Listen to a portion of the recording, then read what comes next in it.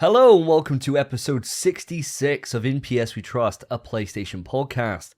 My name's Davey, and joined with me, as always, is the fine wine himself, Philip Hoy. Hello, strangers.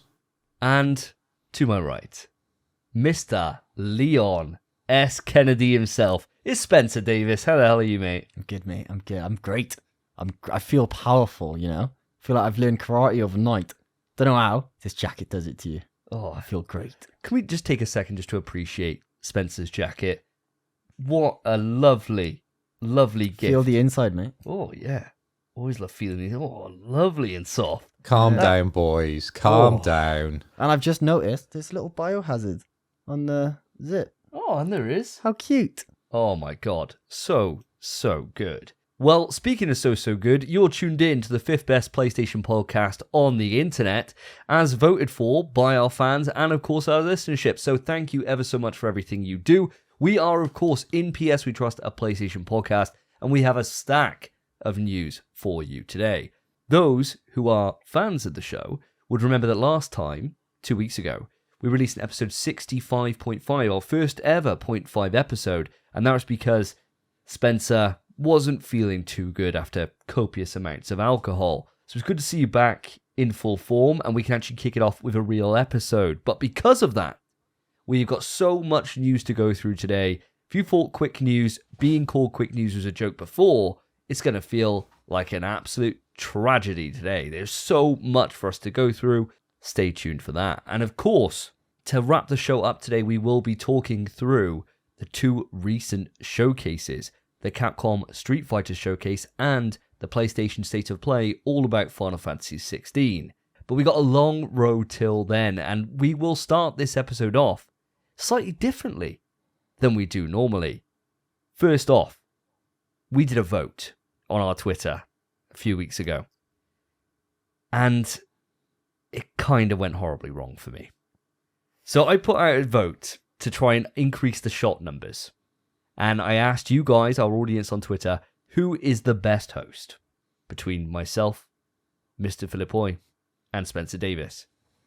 Yeah. Less said about it, the better, to be honest. Should we just go through the scores, though? Just for the people that haven't seen the outcome. Yeah, go on. Now, Spencer, you came first, didn't you? Did I? You did. Let's Yes, go. you did. If this is news to you, you came first in the vote. So a lot of the fans now are getting behind you, picking up on what you're saying. So you're doing very well. Thank you, guys. Love you too. Thank you. I, of course, came second. You know, the popular vote generally on the show, people tend to side with me. So I was quite surprised that actually I'd fallen down to second place. So maybe I need to think about how I'm handling myself on these more modern shows. You know, I was the fan favourite back in the day. So, Spence, there's the crown for now. I'm gunning for you.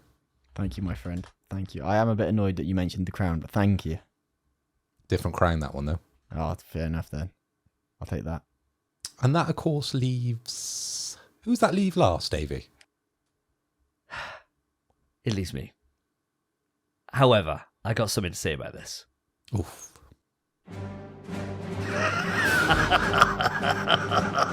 You think I lost? I didn't lose. I won. I tweeted out, support Spencer, make him win with the power of my votes, my willpower. I drove them to you. I could have won that vote any time I wanted, but I chose to increase my shot count. I cannot be stopped. My power has no equal on this show. Thanks, guys. I appreciate making Spencer win, and it means that I'm quite happy for a shot. So, thank you very much. It all worked perfectly to my plan. That's wild. I'll update the doc right now, then. Yeah, just update the dog, yeah. Would be nice if you lost, but never mind. It is what it is. So with that out of the way, we got even more crazy stuff happening before we actually get into actually doing anything on this show. And that is because we got two separate challenges. The first is this episode to try and increase the shot count that little bit more and take the heat away from Spencer, especially with Quick News being as stacked as it is today and needing multiple impressions, we're imposing a rule just for this episode. This episode, no swearing. Not a single F-bomb. Right. Listen, you literally just said this is to even out the shots, so Yeah. they're not all on me. Who swears the most on this show? Yeah. Yeah. And it's not close. No. It's me. No. So the way this is going to work is anytime there is a swear dropped, we're going to make a note of it. Whoever has the most swears and breaks the rule the most will get punished. We're not trying to be ad friendly, just more so to just create a little bit of a challenge. See how creative you can get with changing the F word to something else. Before we start, though, where are we drawing the line? Can we say heck and hell? Yeah. Yeah. I That's think okay. you can say God. So what are the ones that sort of cross that line? Are those the F-bomb, the C-bomb, or do we have Yeah. to say it and then we'll find out? No. I think like what I would class as a swear word is I'm not going to go through a full list. That would certainly get us in trouble for someone. The first 5 minutes of the show, you just Just listed constantly swear words. swearing. Welcome to MPS We Trust. We discuss games, honestly. Yeah, at some point. But no, most of it's just the F-bomb. The only one that I C-bomb. think is, C-bombs, like C-bombs, Definite, extra points. Yeah, definitely. But I think the ones debatable, whenever you're a kid, people always thought bloody. No, was bloody's swearing. fine. But it's fine, Bloody's innit? fine. Bloody's fine. Bloody, I think God, anything like that's, blasphemous in a swear word. It's not a swear word if you don't believe in it, right? So, blasphemy allowed, but that's where we draw the line. So you can't call somebody, a panker beginning with a W. You can't do any of that stuff. You can't go anything down that line, even though that is But things just a that rhyme. descriptor. Things that rhyme are okay. Absolutely fine. It's like, think about it the way that you speak to a kid and you stub your toe. Yeah. You don't want to swear, so you're like, oh, fudging hell! Stuff like that. I know. My Absolutely parents fine. never did that. They just swore. Did they? Well, this is what happens, You ladies and little gentlemen. runt. Yeah. You rat. yeah. Runt is okay, right? Runt's totally Runt's fine. fine, yeah. Runt's Okay. totally fine. You fupping runters. Oh, it's close. Close. Close. It's Close. close. Oh. But there we go. So that's a nice little rule thrown in. And the final distraction that we have for this episode, got a blind taste test challenge. I said before I was going to hunt high and low to find an extinct beverage. A beverage which has become mythical on this podcast. And I've only gone and flipping done it. It's a Lilt. But the big question is, which is superior? Lilt or Tropical Blast Zero? The Aldi knockoff version of Lilt. Which one's going to be better? Spencer, it is up to your refined, your common palate to decide. Yeah, fair enough. I want to do it as a blind taste test challenge, please. So I'm going to get 2 cans. Well, I'm just going to close my eyes. Close and your then eyes. just stick them in my hand. I'm going to stick it in your mouth. Stick it in my mouth. That was a hobby, right? Where is this going? Yeah, close your Yeah. eyes, Spence. We'll stick something in your If you hand. just place it by there, I want to feel the top so I can feel where the hole is. Okay, hold So on I then. know where the hole. Oh, All right, I'm going to mix them up so he doesn't know which one's which. I already don't know. Just so there's no difference. Open 2 fresh cans. So there is no way to be able to tell which is which. that's a heavy investment in Lilt and tropical juice for this joke. It'll- I hope it pays off. It was big, Right. wasn't it? I'll get your hand. Please That's your first one, yeah? Got the hole? can someone clip this?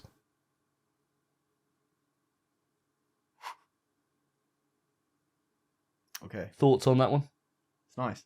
It's nice. I don't know where I'm putting this. Is it? That's fine. Yeah. Yeah. This hand. There you go. Caress Okay. it. Yeah. Got Let go.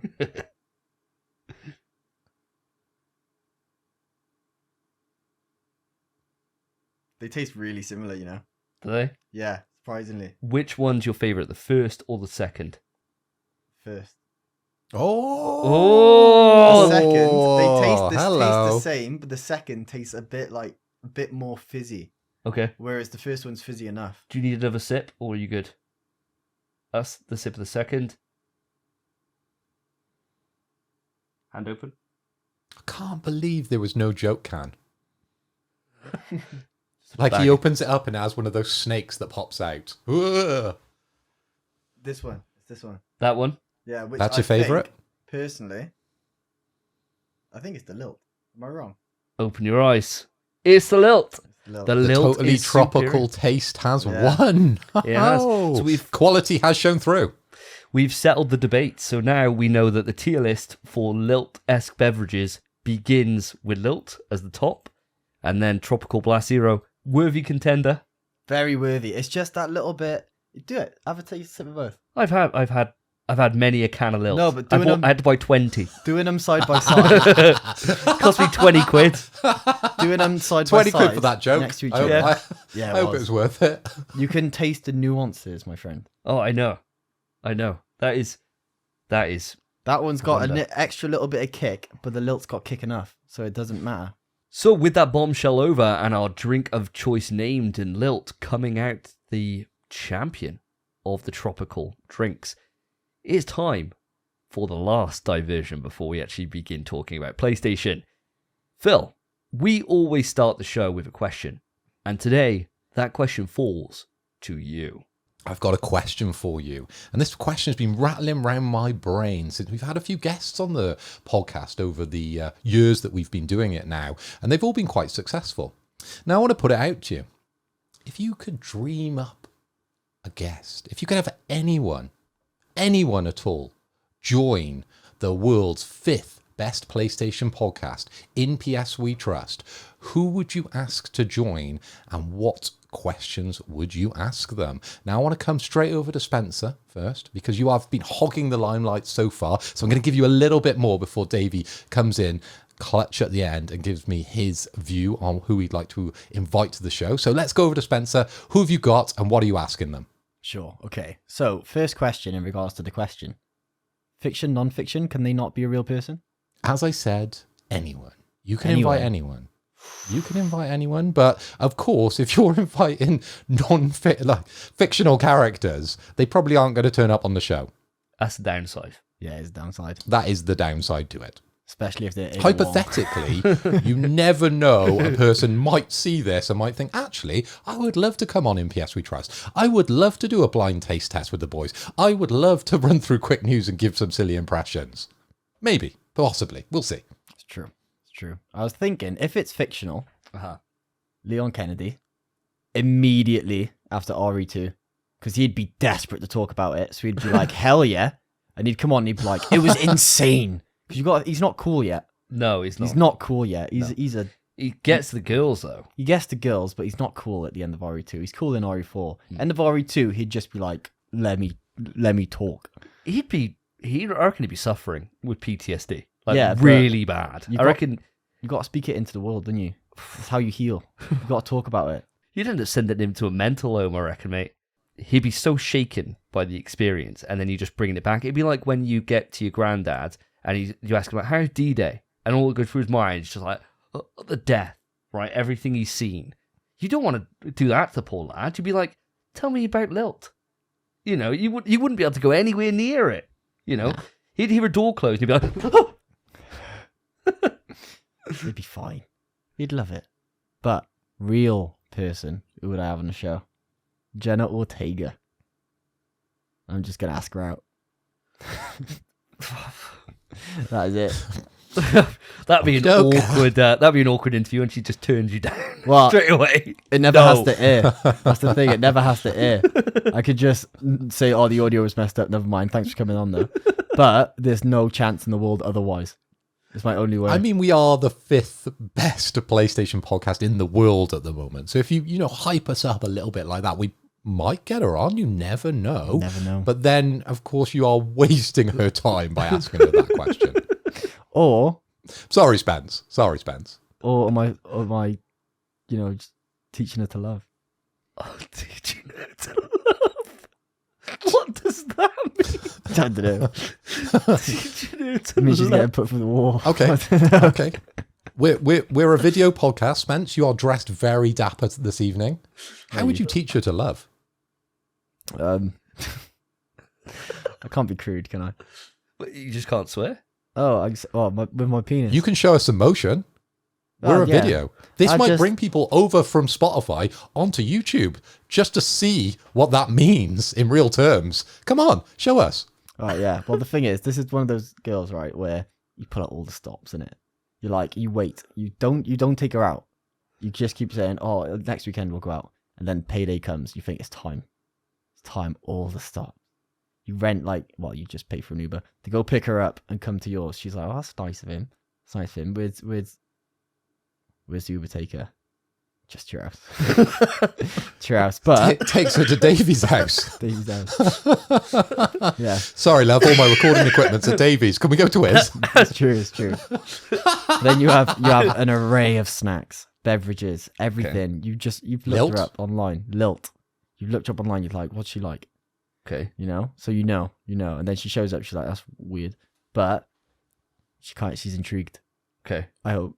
All right. But then you just ask her out. Ask her out and hope for the best. Just think you just got to be confident, innit?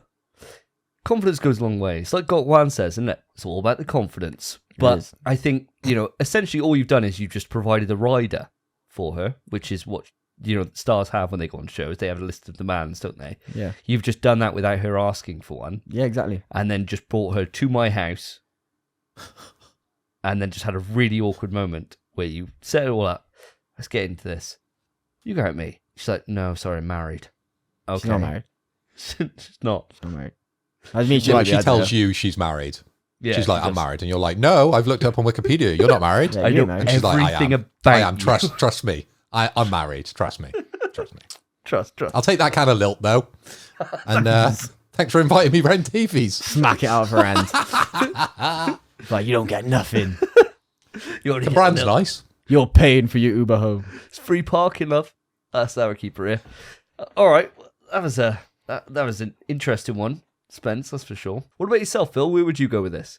Well, I've been thinking long and hard about this one, and I didn't want to go, too far-fetched with my ideas. I wanted to go for someone we could potentially achieve, but then I watched the Street Fighter conference and Lil Wayne was on there, and I was thinking there'd be no one better.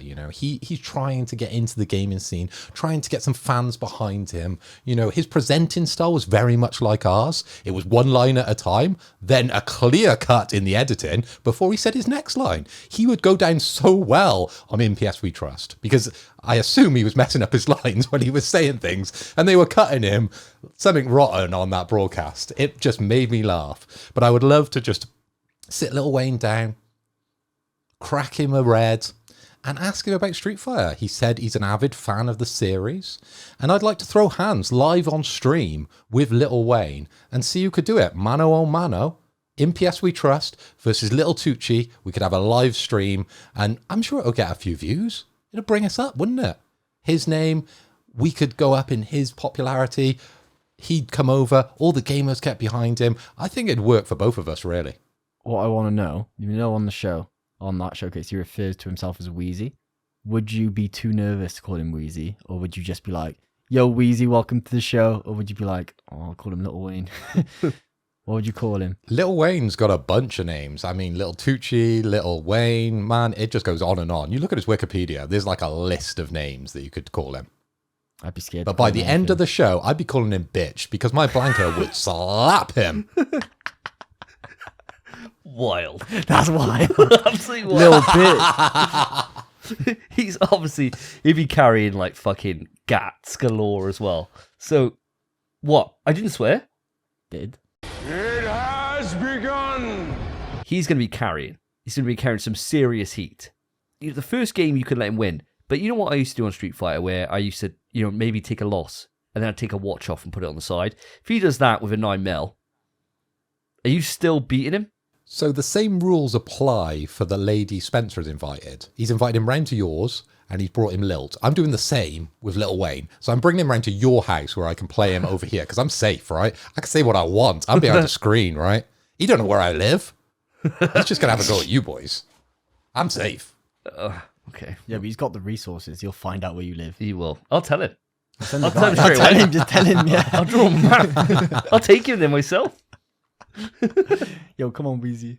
Get in the car, mate. I'll take you. Bring the gap. Yeah, bring everything you got. Bring your mans. That's when a Ring doorbell really pays for itself. I'll be out the back and over the fence quicker than slip, man. I'll be out of there. I'll be gone. See you later, little Wheezy. You'll be wheezy when you're chasing me up the hill. Terrible joke. Terrible joke. I liked it, mate. I liked it. Good effort. Good effort. So for me, guys, I'm a little bit stuck on this because there's loads of people that I would love to interview. I would love to have some time with Ryan Hart, to talk about like the UK FGC, talk about like his accomplishments he has as a Guinness World Record holder, for winning loads of Street Fighter tournaments and things like that. But the one that I would love to have a sit down with, pick their brain, and just find out what is going on. Phil Spencer from Xbox.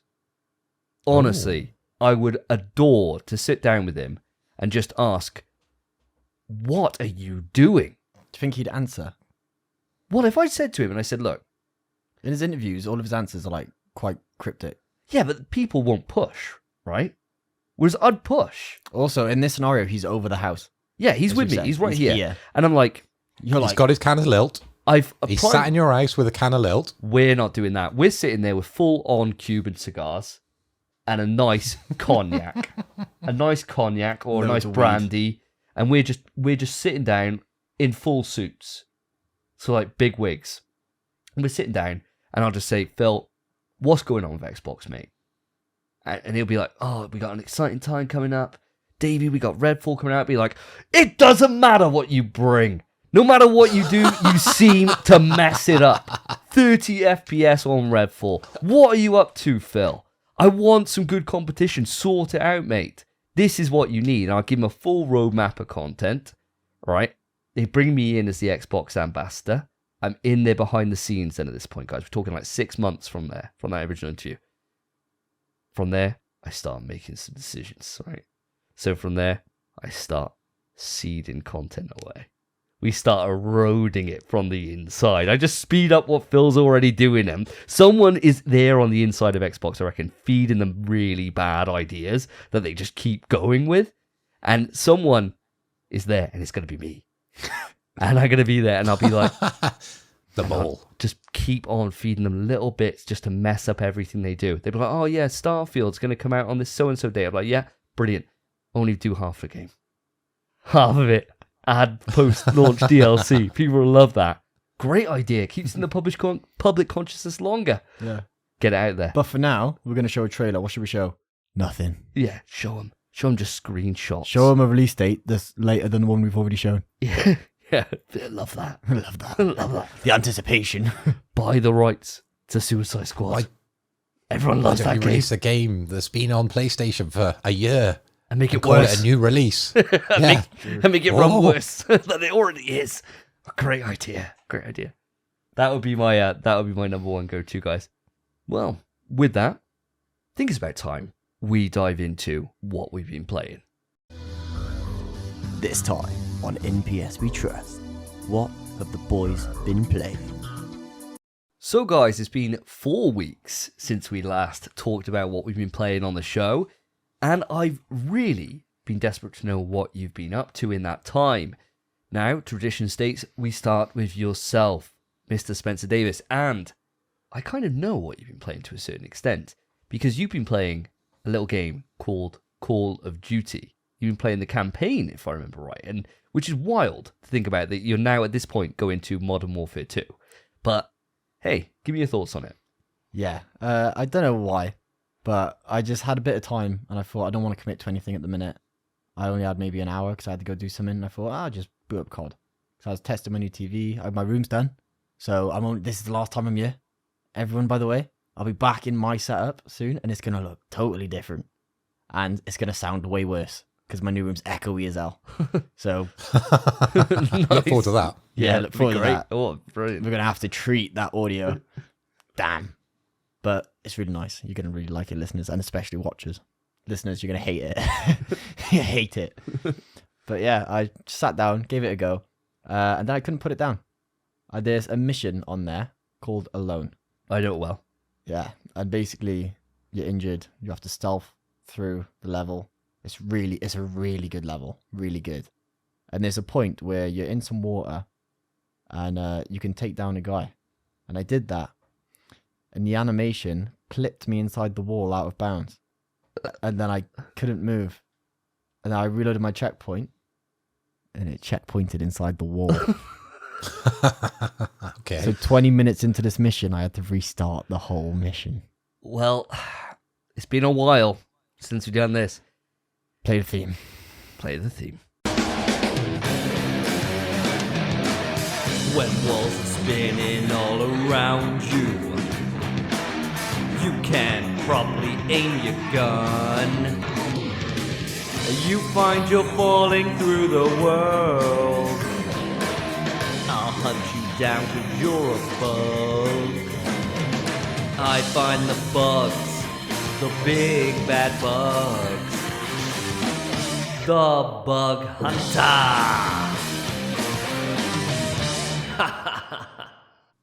Ha ha ha ha. He's back. It's great. He's back. The Yeah. Bug Hunter returns. It's been a long, old road without you here. Yeah. Is that the only one you had, though? Just on that one mission? No.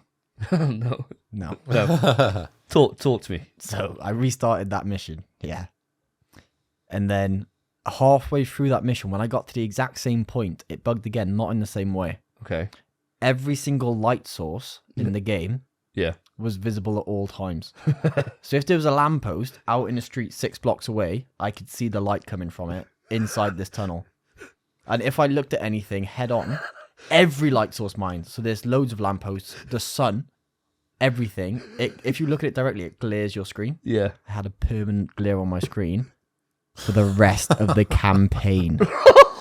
Christ. Not the level, the entire rest of the campaign, which was like 6 more missions. There's one level just before the end, you're in a tunnel, you have to just walk straight. I had to walk, instead of looking where I'm going, I had to do this. So the glare wasn't in my face, and I was just looking out the corner of my eye to progress.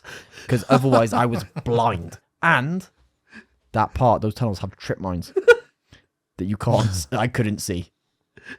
It was so bad. The campaign's really good. It's really good. But it was a hindered experience. I came out of it thinking that was a really good time. It wasn't. But I'll go back and hopefully, the thing is, I closed the game, restarted my PS5. Still. It's so weird. I thought maybe I just finished that level thinking maybe next level will be fun. No. What? I was worried that when I next boot multiplayer, it might still be happening. That would be catastrophic. I would have to uninstall the game. I would have had to. I wonder what it was, though. It's so weird. I've never heard of a bug being like that persistent across every single thing. And I wonder if, right, when I played it, it was the odd bug, but nothing like crazy. This was closer to launch. Obviously, it's been a long time since then, and the game is undergoing patches on pretty much like a daily or sometimes multi-daily basis. I wonder if something they've done has happened and just botched that campaign, and nobody would know No one cares. because it's been so long. And no one plays it. No. Compared to the player base, fraction of it plays the campaign. And the thing is, listeners, if I'm editing this part, because I can edit again now, I will put in a clip of the bug, because I saved clips. It's bad. Bad. It's like staring into the sun for a minute and then trying to look at anything else. Oh my gosh. It's horrendous. Especially on a Twitch-based shooter. Twitch-based shooter with landmines in front of you for 6 levels, which are all about 20 minutes long. How you found any enjoyment in that is beyond me. I just don't know how you continued. You know, for me, if something like that happened and it persisted that much and I couldn't reload it, I couldn't get past it, I would have just dropped it. I really would. That's Things the like thing. that just really take me out of the game. Yeah, it did, but did you hear the theme? I'm the bug hunter. You learn to persevere. When you encounter them that frequently, you just learn to persevere. It's just a way of life. And regretfully, it's my life. That I'm going to have to continue to live. Cursed. Cursed. Absolutely cursed. Cursed. Well, I mean, we always talk about COD on this show, so let's move it on from that and let's talk about something that, Phil, that you've been playing. Any surprises, or are we going to go for the big one that we've all been playing? A little surprise for you, because I have been on my travels lately. So I've been away with work, and I chose to take my Analog Pocket with me, as opposed to the Steam Deck. And I booted up my EverDrive, and guess what game I decided to play? Yes, you're right. I played Resident Evil Gideon.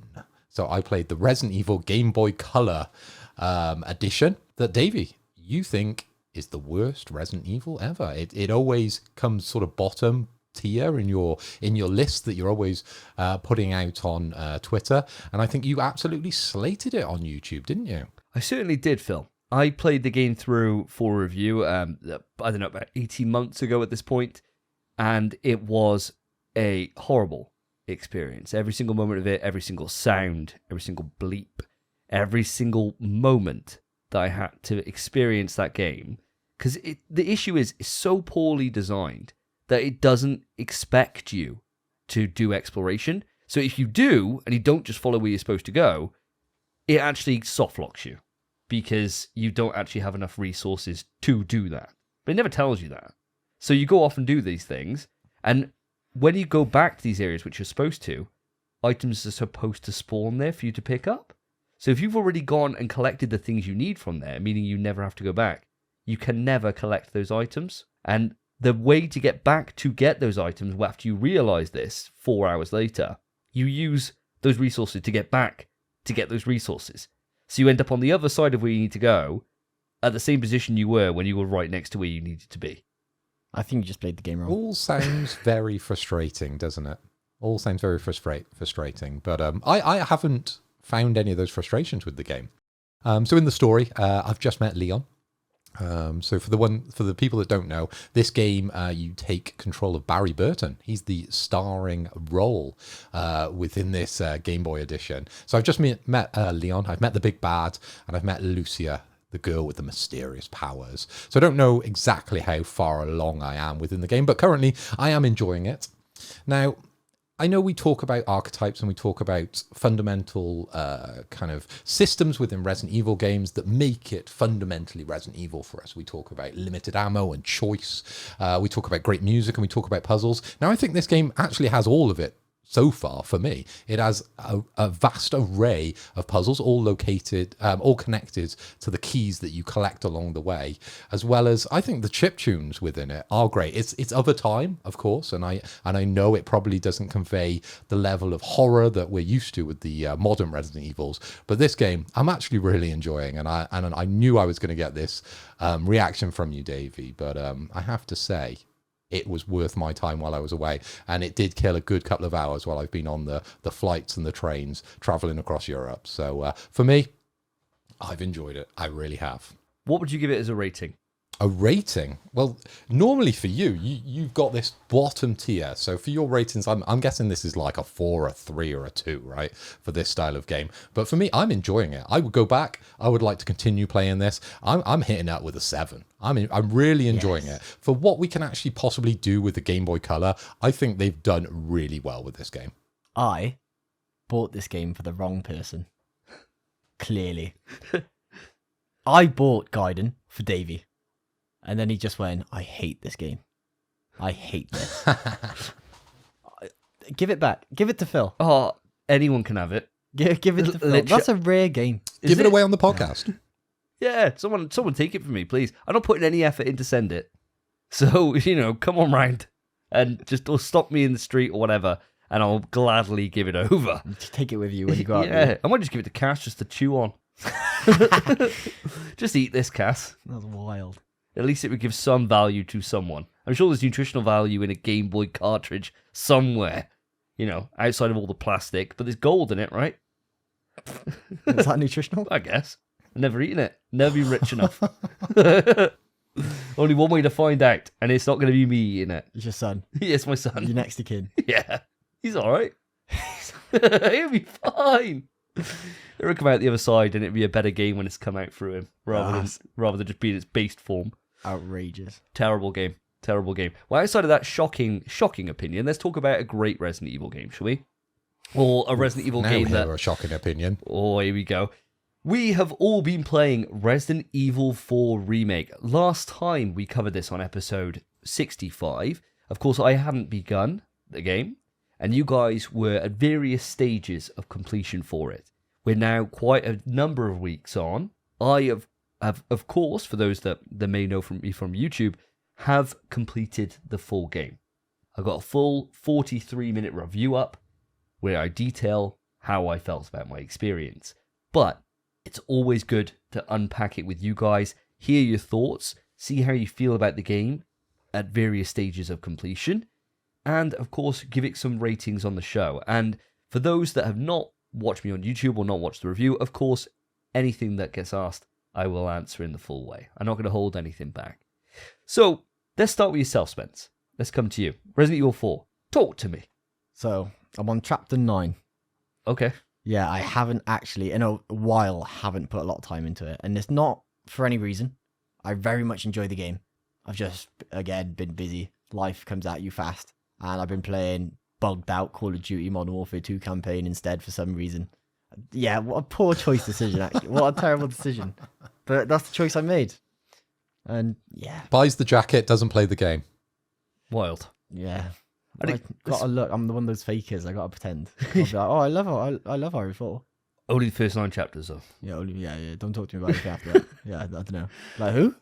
So how are you finding it? Obviously, you were a staunch hater on the original RE4. Yeah, it's terrible. In fact, I think you put it as like your worst Resident Evil game, right? You preferred 6 over it, don't you? Or is that a bit stretched for too far? I prefer 6 over it. The worst I put was, I think, 5. Ah, yeah. 5, then 4, then 6. Okay. Yeah. So really low, though, Yes. Yeah. on your list. Just not because it's a bad game, because it's definitely not a bad game, but it's not a Resident Evil game. You could have called it bloody anything. Army Soldier 1. And he just runs into the village and just change them from... They're not even zombies. Just give them guns. And then bam, it's a different game. It's a soldier game. It's They not... get guns later on. Yeah, Yeah. past chapter Crossbows. 9. Past chapter 9. Wouldn't know. Yeah, some machine guns then. Jesus. Mm. It's not it's an evil game. It's a good game, but it's not what I want out of that franchise. And that's why it's so low. So when you're talking about the remake then with 4 Remake, what are your thoughts on that? You mean the game that's literally the same game but slightly better looking? Yeah, it's great. It's great. I don't know what happened. I have no idea what changed my mind, but it's fantastic. Every single minute I've spent in it, I've adored. And I think it's probably the difficulty jump because I'm playing it on hard. And I don't know. It's just, I'm appreciating it more, I think. Whereas last time I was kind of begrudgingly, as soon as I got through the start, I was like, I don't like this. And I sat through it. Whereas I've been actively trying not to think about the original during the remake. And I think it's kind of helped quite a lot. Okay, fair enough. It's quite great. interesting. Yeah, it's great. Quite interesting. Mr. Hoy, have you managed to complete the game? If so, give me your thoughts on it. Let's just get into this. Okay, well, I have completed the game. I spent 18 hours completing the standard difficulty of the game, and I achieved the glorious heights of a B rating. I had 61 saves, purely because that's the way I generally play sort of modern games. I dive in for a couple of hours, I dive back out. Busy life, busy wife, as you know. The game wasn't familiar to me. I originally played it back on the GameCube, I think sort of circa 2005, 2006, something like that. So that's why I chose to play it on the normal difficulty as opposed to the more hardcore that you guys chose. And I think, looking back, that was probably my biggest mistake with this, because after watching your review, I think a lot of your positives for this game link to the difficulty. Now, this game, for me, just wasn't scary, okay? We talked about Resident Evil in depth for a number of weeks, and one of our biggest things we're looking forward to with this edition, this remake, was it becoming scary. Now, I don't believe it is scary in any parts of Resident Evil 4 Remake. Correct me if you guys feel that there was any part of that you shat yourself, but for me, it didn't matter at all. I think there was very little story improvement within the game. I think one of the things that you mentioned, Davey, within your review was they took away the interactions with the bad guys over the intercom. And that really took the game down for me another couple of steps, because I don't know the reason why I care about anything I'm doing outside the file pickups. You know, Sadler who? He appears right at the end of the game. He's not the big bad. It's just a pointless enemy. Now, I'm a massive Wesker fan. I like Resident Evil 5 purely because it's such a heavy focus on Wesker and his story, and it's the most interesting part of Resident Evil for me. And we do get a little slice of Wesker at the end, and that was interesting, okay? But outside that, there just wasn't much story improvement. Now, going on to other things that I didn't enjoy in this game and I didn't enjoy in the original game is the merchant. There is no reason for this character to be in it outside comedy. Yes, of course, what are you buying? But he serves very little purpose. This could have just been replaced with a table or a market or something. Davey, when we were out waiting for Enter Shikari, we were thinking about this and we were saying, wouldn't it be awesome if you had come up and, you know, the zombies would have interacted with you at the times you were buying things from the merchant, but you never had that kind of interruption to your browsing of his store. You know, I wanted something along the same lines as, you know, The Last of Us, where you're walking up and you go to the table and you're just about to unpack your backpack and upgrade one of your shotguns and you get grabbed. It's one of the most scary parts in, I think, The Last of Us. Why couldn't they have done something like that with the merchant? You just feel ultimately safe with this character. I don't see any point of him being in the game outside the comedy. And then it comes on to Ashley. Now, she has done a massive positive thing, hasn't she, by being a little squirmish girl and really has moved on women within games here. She constantly is Leon this and Leon that. I know they weren't going to change her and give her a gun and start killing things, but her character, for me, it just doesn't move on. It's exactly the same character. She's boring and she's just a pain in the ass, and the same as you, Davey, that you talked about in your review, led to the vast majority of my deaths within the game. They needed to sort that out. And lastly, the last wrong thing is Ada wrong. My God, that character. And I don't want to go too much into it. And sorry if people have used that pun before, but Ada was just wrong for me. Now, there are my bads. There are some outstanding good points to this game. The game is a lot of fun, but it is not a horror game. It's an action-adventure game. And for that, if you go into the mindset of that, it is a really, really fun game. And there's a lot to do within that. Leon has a massive arsenal of weapons. And as I said on the last podcast or the podcast before, there's nothing more fun than scrolling through all your different basically unlimited weapons at the difficulty level I was playing on and blowing the shit into all these different zombies. And that might be another swear for me because I feel that passionate about how incredible the action scenes are within Resident Evil 4. Leon, also in the cutscenes, is classic. He is so funny. He's so personable. I really like the way they did that character, as I have dunked on every other character in the game. But Leon does come across really, really well. And just to finish off my little mini review here, it does have the trifecta of game elements that I love within video gaming. Okay? It has a sideways lift. It has a countdown timer, and it has a big explosion. Metal Gear Solid, Dino Crisis, Resident Evil 2, Resident Evil 4 completes the triangle for me. So for that reason, not that reason alone, it is a 9 out of 10 game. I've got a lot to grumble. As Spencer said, it's not a Resident Evil. It's just a hell of a fucking fun game. And that's another swear for me. Wowee, Mr. Hoy. Where do I begin with this? To talk about the good things, and I'll, of course, go on to your bad in just a moment, but talk about the good things with this game. There is so much that I can say about Leon himself. What an absolutely fantastic character. To think when they were going for this darker, more serious tone for RE4, it's quite tricky to be able to bring over classic kind of Leon, that his style in this, his kind of cheese that he brings to it. And I think they've really nailed that well. And they do it in a nice way that isn't going into insane levels, which they could quite easily have fallen into. Every now and again, you'll do an action and he'll say some little funny jibe. But it's every now and again. It's not all the time. And you think about like how annoying it got with like, say, Thor, Love and Thunder. They can go too far with these things. And fortunately, it didn't do that. It stayed very much like every now and again, they'll get a little quip. They'll be like, haha, that's nice. You know, oh, I appreciate that. Rather than it being like every time he shoots someone, he's like, oh, pop goes the weasel. Because that would do your head in, right? So I think they played it quite cautious with it. But I think they nailed that perfectly right, just as you were saying. In terms of the negatives that you raised, it's quite a tricky one for me because I played it on hardcore. So my experience was hardcore from the rip. And like I said in my review, I think it was the best decision I ever could have made because it fully brought everything together. Every time I felt comfortable with health, with money, with treasures, anything like that, ammo especially, gone. The moment I started to feel like, yep, we're in this, we're doing good, gone. Totally ripped out from underneath you.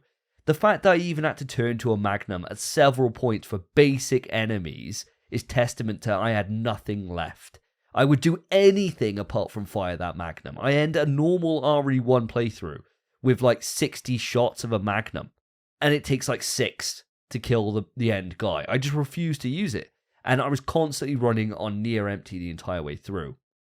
And with that, what that meant is that enemies with the amount of damage that they dealt, the amount of them that come up and how much they take before they go down or they set up for a melee, meant that the fear comes from this, not in the case of kind of an atmospheric tension or anything like that. It goes to what I look for in the series, which is that fear of choice, that fear in consequence of making the wrong decision at that time, which will cause your undoing. And they nailed that.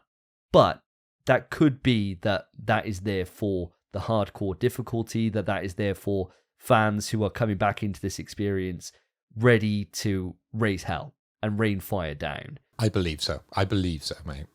I really do, because medium, I never felt like I was scrambling for ammo at all.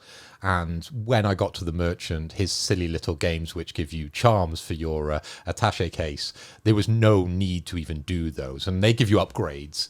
If the listeners and viewers don't know, you can win prizes at the shooting range, which augment your kind of chances of pickups and things like that along the way. But there was no need for me to even try those throughout Resident Evil 4 going on medium. So unfortunately, I do think that the difficulty level has led to a lot of my kind of gripes with this game, outside the characters, and it wasn't scary and there was no story. But hey, that's Resident Evil 4. Yeah, I mean, story-wise, it is what it is. It's Resident Evil 4, like you say. I think the thing that helps with this game compared to the original, and especially, you know, the original's quite fresh in my mind, so it's like a night and day difference for me, is the depiction of, like, Luis. Like, Luis, I think, is handled so well in this. The Krauser whole confrontation, his whole fight is just insane. It's like one of the best boss battles ever, I think, in the entire series. So good, so good. Having like the build up with all the different lore that you can read about him and learning how the Plaga spread, how it got in, where it was originally. It didn't just come out of nowhere and it's all of a sudden, oh, hey, we got the Plaga. They build up to why it's there, to what caused it to be there, what caused Sadler to be able to come in and gain a seat of power and a seat of influence. And I really enjoyed that kind of lore. But I suppose coming from, if you haven't played 4 in a long time, or if you're not sure about that, it's quite difficult to know what they've actually done as an improvement here. Because the base story, although there are vast improvements, especially to Ashley's character, she's quite a bit different. She's got a lot more nuance now to her than she did in the original. In the original, she was just someone you put in the bin, and that was about it.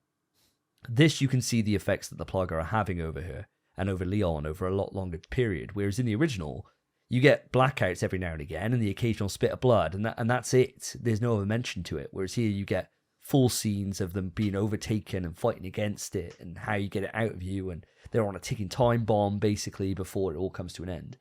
And I really enjoyed that kind of stuff. But I can see if you're going into this just straight off the bat as just a game, compared to some of the other games in the series, especially like the newer ones, like with 7 and 8, especially, the story here isn't that compelling. It's very much just a case of, it's a self-contained little story, which then eventually does roll into RE5. But yeah, it'd be interesting, I think. Kind of. Yeah, kind of. If you have the time, and this is the difficult thing. No, it's not needed.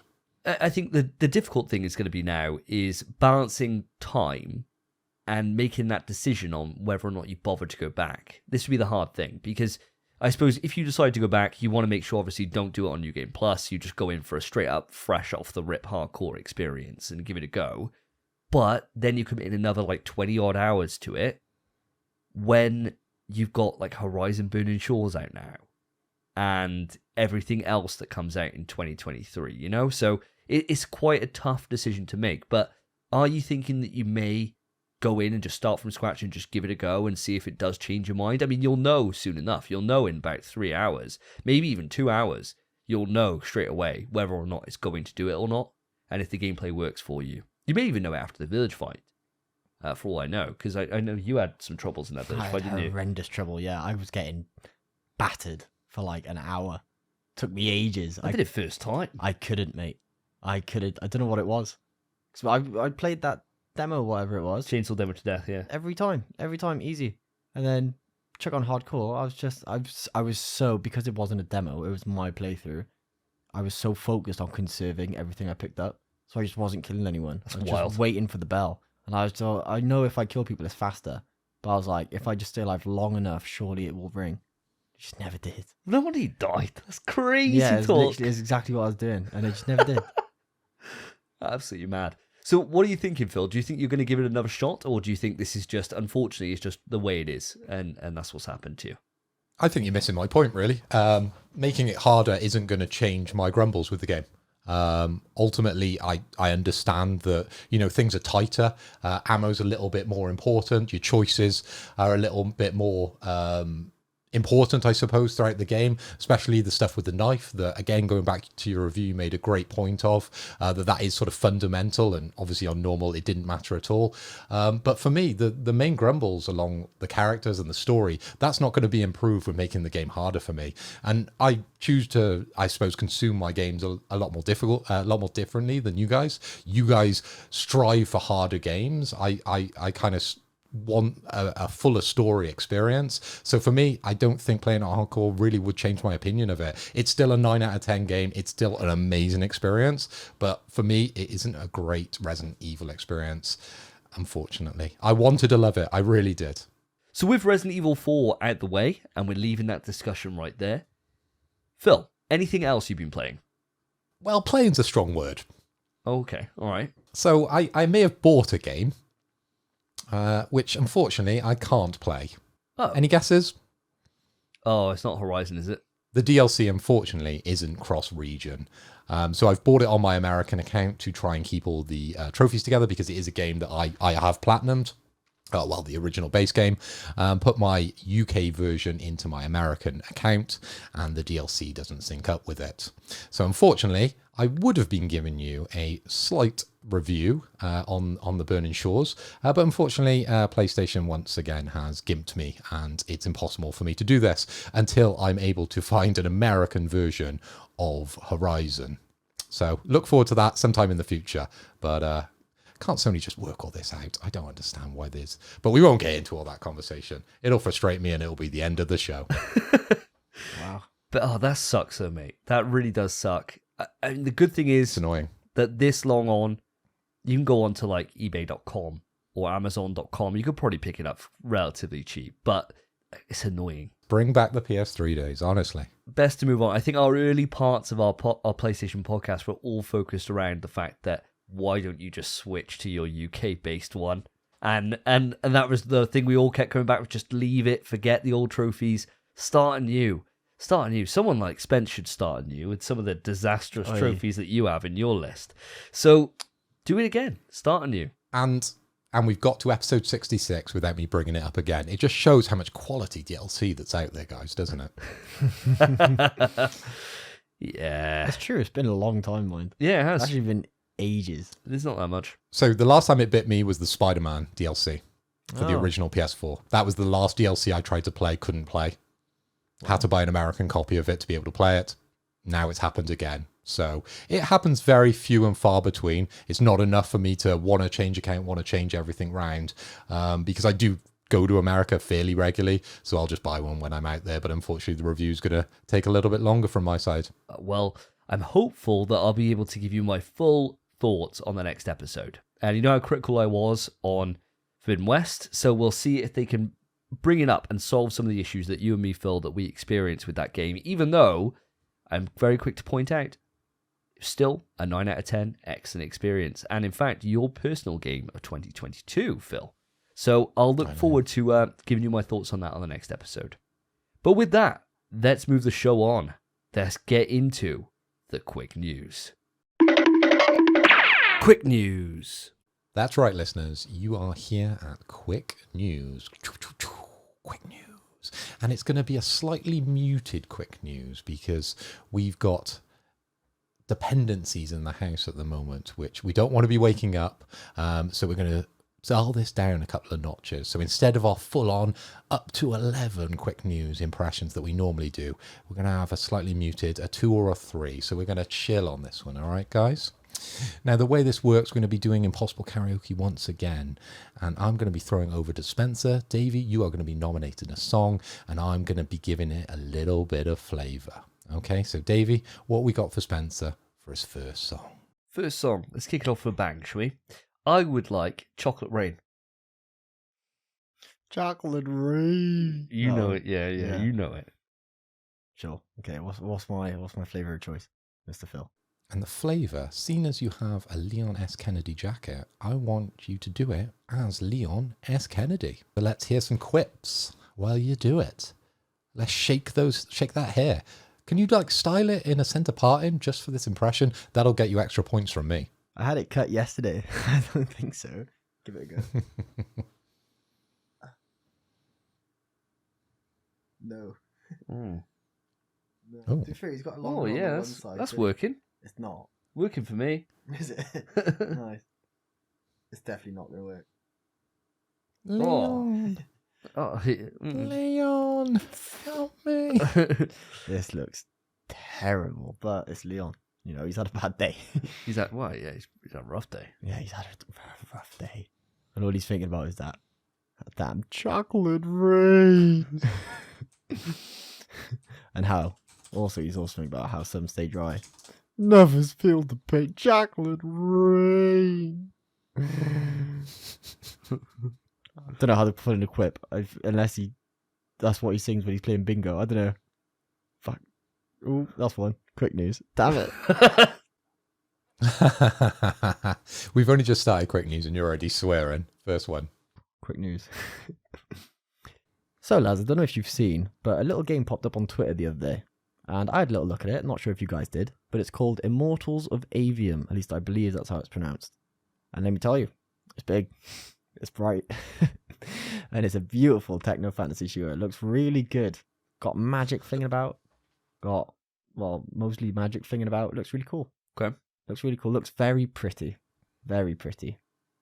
Gotta say, I did see it. You did? I did. And it's always a thing, right, with magic in games, that it's quite hard sometimes to pull it off. Very hard, yeah. And especially if you're thinking that's going to be an FPS, that's all there is. It's just you firing spells. Mm. It all depends on how it feels. Yeah. That's the big thing, right? So looking at it, it looked really impressive. The impact looked great on enemies. You know, sometimes they're you hit somebody with a little go gadget fire, and it's it just Fireball. it just fizzes off. Yeah. And they're oh, slightly scorched my shoulder. Oh, that's gonna smart tomorrow. Whereas these were hitting them, really smacking them around. These are fire augers, bro. They were messing them up. Yeah. And I thought, oh, this looks quite nice. So to see this come out of nowhere, I was shocked. And I'm not going to say I'm all in at this point, but it certainly raised the eyebrow. So, I want to see a bit more of this. And what I want is, I want some battle metal soundtrack. Do you know what battle metal is? Yeah. So for those that don't know, it's kind of if Vikings made a metal band, is battle metal. And that's the kind of thing I want over this. Maybe a bit of lute or a bit of harp maybe that's playing across with an accordion and just shed load of guitars. Yeah. And that's what I want. Shredding while I'm absolutely destroying people with, all the Naruto-esque stuff. That's what I want. Yeah. Yeah. You like my Naruto impression? Yeah. You Ghost Wire took your impression, yeah. Yeah, exactly right. That's what I want. Some of those. Go, gadget, fire. What about yourself, Mr. Hoy? Did you catch this one out? I did. I saw this jump up on my Twitter, and again, the visuals just sort of brought me in, and I was thinking, this is a perfect title if this is going to be a PS5 exclusive, which I very much hope it is. I don't know if you are nodding or shaking your head at that idea, but if this became a PS5 exclusive, I think it could really sing. If they really pushed, the PS5 to its sort of technical abilities with all the different magic effects and everything the PS5 can sort of do these days, I think this could definitely be the selling point for the game, as opposed to maybe the story or anything. Because I don't really know this franchise. I don't know if there was anything previously in this sort of series, but I could get drawn in by looking at those visuals because, ooh, baby, they are hot, hot heat. They are. And I got a little bit of information on it. So this is from the video games website, it's actually being published by EA. So it's Immortals of Avium. It's a single-player, first-person magic shooter that tells the story of Jack as he joins an elite order of battle mages to save a world on the edge of the abyss. It's not PlayStation only. It is coming to PC as well as pretty much everywhere. It's an EA game. But you said EA, yeah? Yeah. We'll have to see. I mean, the big thing is the difference here is that it's a magic-based game. Rather than pulling out a gat and killing somebody with the power of science, with gunpowder, we're taking it to Harry Potter world. But these spells look very much more like Doom. Yeah. Doom-esque. Well, I think the way to make the magic satisfying is to first give the character a gun, and then replace the model with a hand going Yes. this, Yes. and then just when the bullet hits, add some effect. Done. That's it. Yeah, done. Just start with a gun and then change it, Yeah. Just skin it out. and then it's satisfying as hell. Yeah. You're going, "Ugh," and you're like, oh yeah. Especially when he's holding this spell for like an explosive blast like this. He's like, fire. I was gonna say he's got his fire hand going like this, and he goes on his arm. he pulls out. It's time for him to pull out the sniper spell, and he just does this. Yeah. Target acquired. Charging it up. Unleash the load. Dear gosh. Right, let's pass it on, shall we? You passing it over to Phil? Or we pass it to me? To Phil. What I would like to hear is a happy song by Bring Me the Horizon. Which, as he's typing it up, he said it's his favourite Bring Me the Horizon song. I would say so. I just don't know the lyrics. Brilliant. Well, I would like you to do it as one of those really sad, depressed goths. Like where they got no energy for anything, but you can, and they got like a certain sound to them. These sad, depressed goths, and I hope I hope he captures it. But that's what I'll be looking for in this. Well, I was never a goth in school, but I did used to hang out with a goth, a guy called Paul Hancock. What a name, eh? And he was 6'4", and he used to wear the trench coat and the boots. And he sounded a little like this. Now, if you sing along a little fucking louder to a happy song, I'll be alright. He just didn't give a fuck. Chalk that up to another swear for me. Quick news! Okay, guys. I've been browsing the internet, and my search has taken me all the way to Australia's largest retailer, and I've come across a listing for the PS5 Slim. I know we talk about new hardware, and it's all the buzz at the moment around PlayStation. We're hearing headphones, we're hearing handsets, we're hearing slim versions, we're hearing pro versions, we're hearing handheld consoles. Well, this listing is about the PS5 Slim, apparently. It's got a new look, a slimmer PS5, says the listing, with incredibly vivid, vibrant colours, with breathtaking HDR visuals and immersion, whether you're a gamer or streamer, apparently, for movies and TV shows. Now, that's the listing. Does it lead me to think there's going to be a PS5 Slim? Maybe. It's nothing concrete, guys. How about you? Yeah, no, this is one of those things that we've seen pop up time and time again in infinitum. If that is even a word. Is that a word? Do you want to fact me check that on me? The thesaurus, Spence? I believe infinitum? it's not. I'll Google it for you. I think it is. It's definitely not. Infinitum. Infinitum. Yeah. Like, for infinity. Come on, Susie Dent. Give me a fact check on infinitum, our survey says. No. Infinitum. I am making a word up right now. Infinitum. It's like infinity, but if you want to sound a bit posh. Oh. Oh, hold on. Oh, no, there's kind of like a phrase, which is ad infinitum, Oh, there you go. which is to infinity endlessly without limit, Ah, there you which is just infinity. Yeah, well, there you go. By the way. So I'm right on this. So I was just actually smart for once, which is quite nice. But yeah, this is something we've seen time and time and time again, as I said, to infinitum. And it means nothing. It means nothing. Yeah, literally nothing. There's no way that it's coming out this year. And so why would you need to have this up? I mean, this is one of those classic things now where it'd be like a few moments later and boom, PlayStation Slim announced. But I can't see it. No chance. No chance. It's just a placeholder. And what a placeholder. If it's coming up in my search results, it's coming up straight away. So whoever's doing the SEO on that website over in the Australian's largest retailer, chef's kiss. Tell you what, lads, disagree. Oh, Disagree. I think it's out this year. this year. Yeah. Late this year. Do you want to put a shot on it? Out for Christmas time. And I'll put a shot on it. And digital only. Oh my gosh. You've already got the shot on for digital only. So Double it. he's doubling it up. So I'm Not just only saying is it out digital this only. year. Out this year. Spence is 2 going to be shots on drunk it. on episode 70. Yeah. Damn straight. Hell yeah. Well, you got until the end of the year for this to come in. Innit? So I got practice. you got time. Yeah. You got time to bank this one in. But we'll see. We'll see how you end up with that. What if I'm right? It'd be wild. Will you both do 2 shots if I'm right? Yeah. Yeah, calm. What, do you agree to that, Phil? Yeah, hell. Yeah. Oh, yeah. I feel strong about that as well. Okay. That's fine. Right, It's got to be hell's both. alright, right? It's got to be hell's fine. It's got to be both things, mind. Yeah. Okay. I'm right. I'm totally taking that one. Deal. Okay, well, I'm going to give you a song, Davey. Now, I've been thinking long and hard about songs that you know the lyrics for, and you were singing pretty loud at the Enter Shikari gig that we went to recently. You were singing way above Rue, and I was trying to struggle forward so I could actually hear the gig. Now, which Enter Shikari song am I going to give you? That is the big question. Now, my favourite song, I don't feel like you know the lyrics to. So, I can look them up. It's fine. Whatever you want to give me, my friend.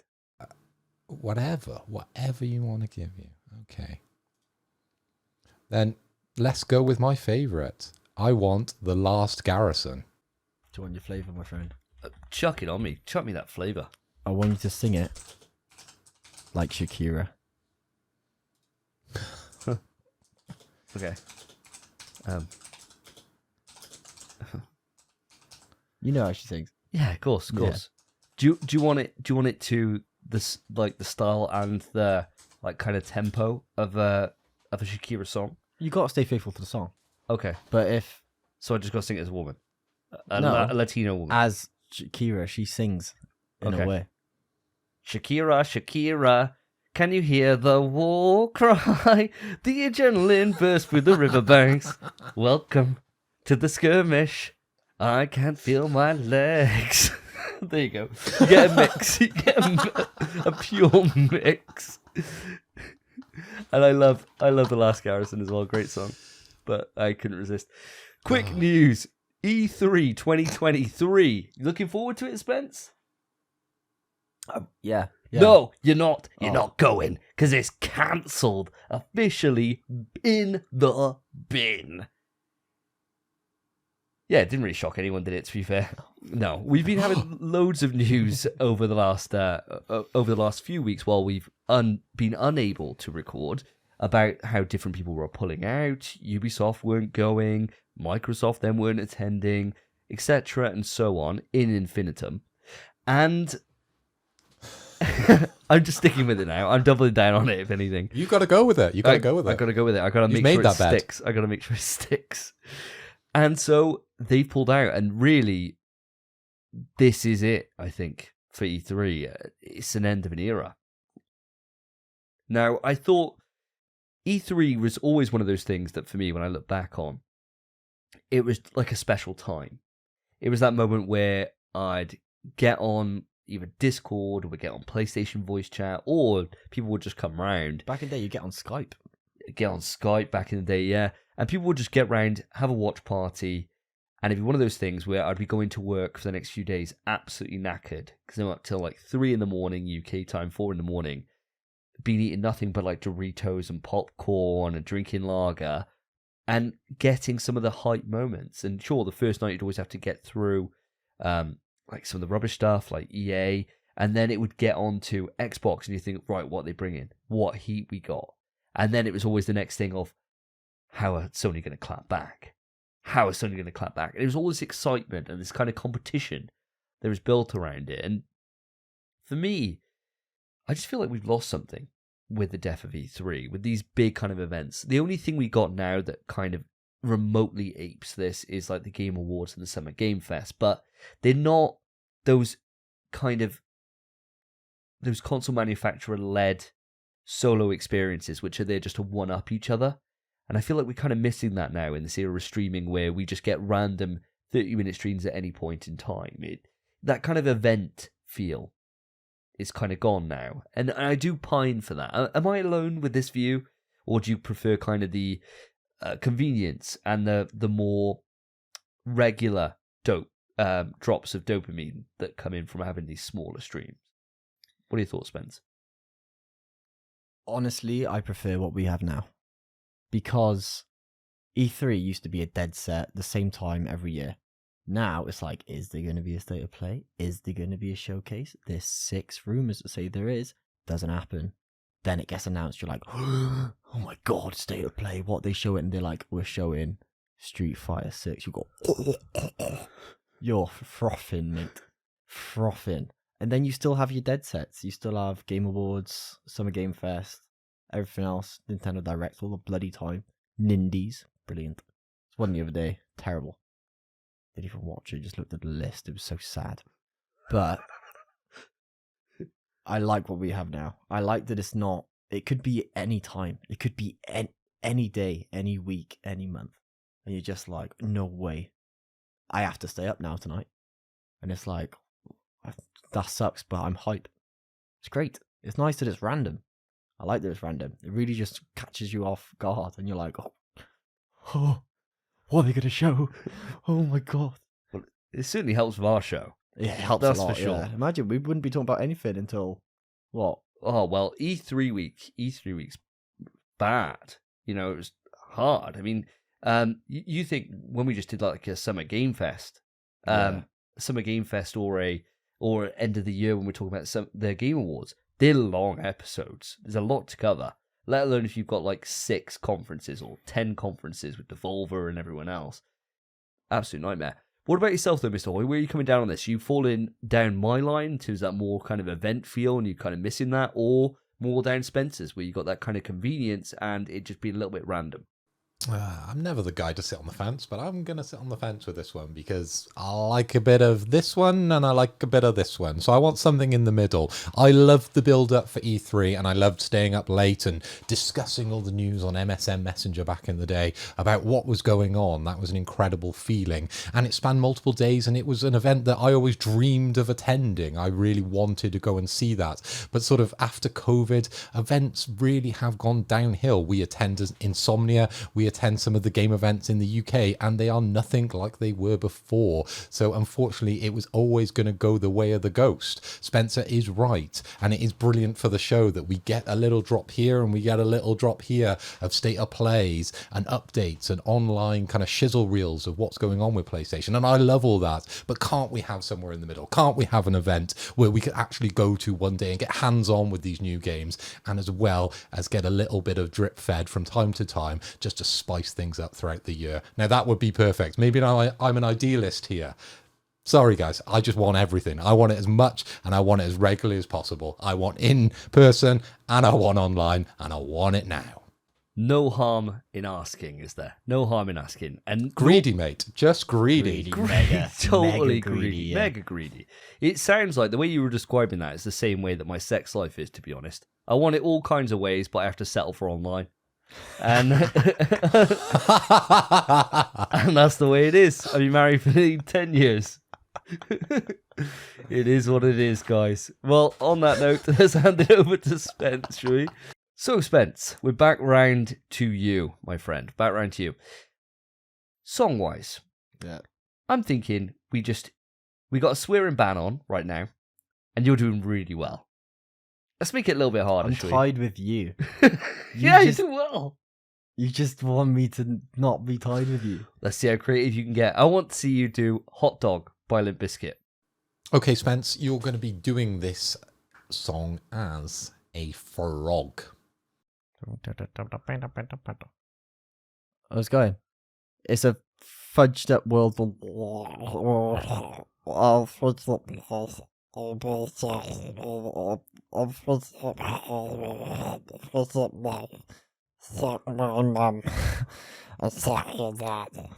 don't know what frogs. I'm a frog apparently. And meet me. I don't know. Yeah, do it. I can't, mate. Quick news. PlayStation VR 2 sales are reportedly off to a slow start, according to a research firm which estimates around 270,000 headsets have been sold. One exec at the firm said he believes a price cut is needed to avoid a complete disaster. Let's talk about that first, shall we? Before we move on to the next little bit of PSVR. 270k. Doesn't seem like a lot. You don't think? No. I think that's loads. I think that's absolutely loads in the first few weeks. 270,000. It's only sold through one place, PlayStation Direct. So you can't buy it anywhere else. You can't go into a retailer, into a mom and pop shop, or into Curry's, Dixon's, if they were somehow still alive. If they brought them back from the dead. Argos. Yeah, Tesco, Argos, yeah, Asda. exactly right. Think about one. Little. Can you go there? No, you can't. You can only go to PlayStation Direct. I think it's absolutely fantastic, especially when you think about the market for it is small. It is. And the amount of PlayStations that are in the wild. If this could hit 1 million in a year, I reckon that's a fantastic win for this. And to think you've gone off from 270k just off the bat at this with hardly any games as a launch lineup, a decent amount, more than I can fit time into play. Yeah. But I know some people are now at this point saying they're waiting for the next thing, right? I think that's fantastic, and especially when you compare that to the competition. But I guess we're going to get to that in a moment. Phil, mate, what are your thoughts on the initial sales of the PSVR 2?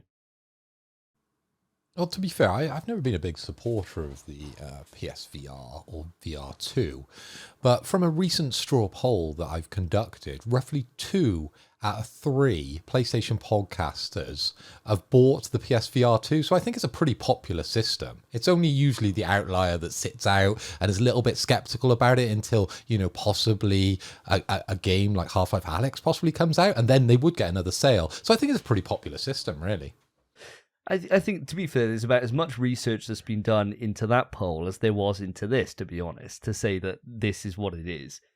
Because, I mean, when you look at the stats, right, and we'll pull these up now. So, we've pulled up the stats, and I gotta say, we're using an article here from Insider Gaming, and there's only one thing that's made this article that much sweeter, that much better.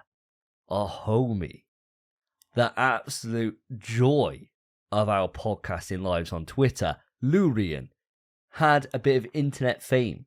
He's done it. He went out and he actually did the hard work on this and looked at the amount of sales that PSVR 2 has had in its first month. So they reported 270,000 and compared that to other VR launches to see how it's done and to try and put it into context about how well things are going for the brand. Now, Spencer, these stats here, this is your domain. You're a stat kind of guy. Can you give us some of the kind of top levels here on how this is comparing, especially compared to the original PSVR and some of its competition within the market? I mean, there's only one simple thing I can really say, and that's, as of the first month, it's the best-selling VR headset of all time. But I do have a bone to pick with Lurian, because you're supposed to be our number one fan. Why is this public information? Why didn't you just give this to us? What are you doing, fella? We could have been reporting this. What are you doing? You're supposed to be supporting us, man. Congratulations. Damn it. What a shame. But no, he's bang on. This is actually, We were Googling for a minute. This was hard to find. And thankfully, Lurian, legend, just did all the work. The only one who could be bothered. Thank you, mate. It is 270,000 does seem like a small amount when you compare it to, say, PS5 sold. But when you compare it to actual VR units, which isn't a massive market, it is a small market, it is kind of demolishing the competition. I mean, what's crazy is on this, the Steam index in month 1 saw 46,000. And, you know, if you look at the Oculus Rift, the original one, by 3 months, 145,000. Now, granted, the market has grown a lot. And when you look at, like, the Oculus Quest 2 stats on here, you got, like, by month 24, 14 mil. Yeah. That's a huge amount of Quest 2s. You also have to consider that the Steam index is $1,000. Yeah, so double the price. Double the price. Those people are really sweaty nerds. Yes. To be paying that. Sweaty. Those people are those PC gamers, right? Where they're just sitting there, they're eating their chicken, it's going everywhere. And I think, do you know what? I can't even be bothered to look at a screen. I'm going to put a screen on my head so I can do my Excel spreadsheets. That's wild. Losers. That's losers. We'll play Half-Life Alyx. It's the only game we got. Play it for the 500th time. I spent $1,000 on this. I'm not at all salty, by the way. Not at all salty that we don't have access to that game. It's a great game. He's human. But, I mean, from the way it's going, just looking at the chart, I don't think it's going to catch up to the Quest 2. No chance. Because the Quest 2 is the popular system. Because of its just easy, it's so easy to use. It's whack it on your head. You don't need anything else. And it's, what, 400 quid for the big unit? For 256 gig? Great. And it has the game the Combination 4 in VR. Which, massive selling point. I was fuming when that got announced as an exclusive. But yeah, it won't catch up to that, but I think it probably will beat everything else from the way it's going currently.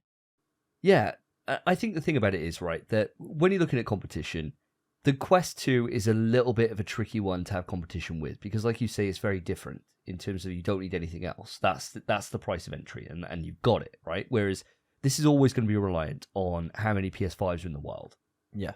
And so if the PS5, now with there's been recent reports out that it's actually outselling the PS4, it's caught up on track to where the PS4 was at this point in the generation, it's overtaken it, which is wild to think about, especially with the amount of time that we had like no access to the system at all.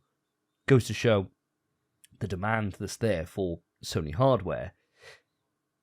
But no matter how well it's doing, even if it sold 100 mil, you know, and it crossed that kind of magical 100 mil mark, the amount of people from that would then go into VR, you're talking what? Percentages? You're talking like, I don't know, 5% maybe if you're lucky. I don't think you're ever going to get like maybe 10%. Maybe. Especially when you got to consider that the VR headset itself is more expensive than the unit it requires. Yeah. You really need to be capturing those people that are PlayStation's all they do. They love it. They're in this ecosystem. This is what they do. You know, they're not those kind of tangential gamers that buy a PlayStation so they can play God of War, Horizon, and the next Death Stranding, and then bounce for a year, you know, and then come back for Spider-Man or whatever, you know? They play just those couple of games that's all they do. That's... Did you like that one, Phil? Such a dick. Burn to throw Death Stranding in there. You like that little dick. I thought it was quite subtle. You picked up on it immediately.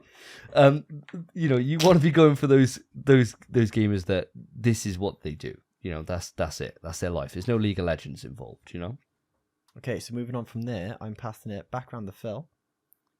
And Mr. Hoy, my song for you this round. Despacito. In terms of your spice, I'm going to hit you with that Uncle Ben's ting. I want this. What does that mean? A little bit ricey, mate. A little bit saucy. I thought you meant like you're dead. No, not like a Spider-Man ting. I want this to be something that's a little bit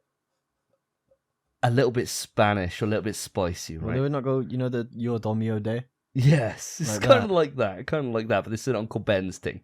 This is more Spanish. I want it done like a Ganado from Resident Evil, from the game I didn't finish that sentence. That does not count. Does that count? That does. I think definitely resin. counts. Resin. You got to the start of evil. Yeah, does it We count? knew you were going to say it. Press that button. Press the button. Resident Evil. I want you to do it like a Ganado from the game that Carly mentioned before. A death body. Yeah. Dead patito. Quick news. A new live-action Street Fighter movie is in the works, guys. Co-produced by Legendary Entertainment and Capcom. And there's going to be a lot more news to follow in the future with this one. And we're going to have our fingers on the pulse because we love everything Capcom and we love everything Street Fighter on this podcast. Okay, guys, but what I want to ask you, and I'm going to throw this out, I'm going to throw you a Street Fighter character and I'm going to ask you who you'd like to star as that character in the new Street Fighter movie. Okay, Spencer, who are you picking for Chun-Li? Song Yusin Hitomi. Flames.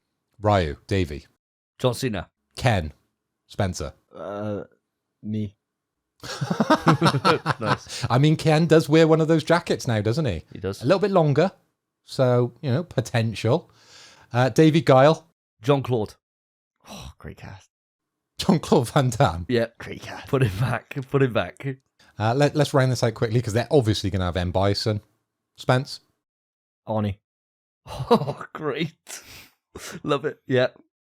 In. And then, of course, he's going to have a henchman. So let's go for Balrog. Balrog. I want Tyson. Just put him in. Tyson. Put Mike Tyson. What, Tyson Fury? No, Mike Oh, Tyson. Mike Tyson, Get not Mike- Tyson Fury. Get Mad. Mike Tyson in as Balrog. That'd be Damn. sick. Would be sick. That'd be full circle, really, wouldn't it? It would. It would. It would. I'd love that. What a cast, mind. What a strong cast. What's Song Yusin Hitomi doing in there? Oh, mate. Think about what they do for Blanca, right? Think about. I'll give you someone straight away. Woody Harrelson. Oh, yeah, it'd be huge. That'd be wild. Yeah. Can you imagine him? Smash it as well. What, Carnage himself? Yeah, Yeah. chuck him in as Blanca, and then for Zangief. Zangief Don't say you. wouldn't be me. It wouldn't be me. What I'd want to see is I'd want to see a. You know, like they did Free Guy, and they made Guy really muscly, right? They just kind of stuck his head on there. I want. Ryan Reynolds. I don't want Ryan Reynolds. I want it to be just like Sam Jackson. And instead of him being Russian, him just be really street. Like, he ain't getting off and he's just dropping the F-bomb every single time he does a lariat. But they made him jacked up with CGI. Wow. So it's like completely wrong. But everyone would enjoy it. Respect. The dream. The dream. Dreamcast. Great job. Nailed it. Nailed it. Absolute Dreamcast. Right, let's move this on. Davey, I'm going to give you a song. Spence, you're going to give us a little bit of flavour. Now, Davey, I want to take you back to a funeral for a friend, and I want to hear Je ne. And I want to hear it like you've just had your wisdom tooth pulled out and you're still on your anesthetics. Okay, deal. Got it.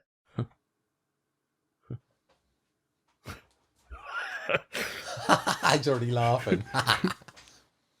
To the tested world where my heart breaks and spells that the sight of the sky with my arms I'm defined from the walls in the minds of the end of ways and the minds of your own me a song of a foolish.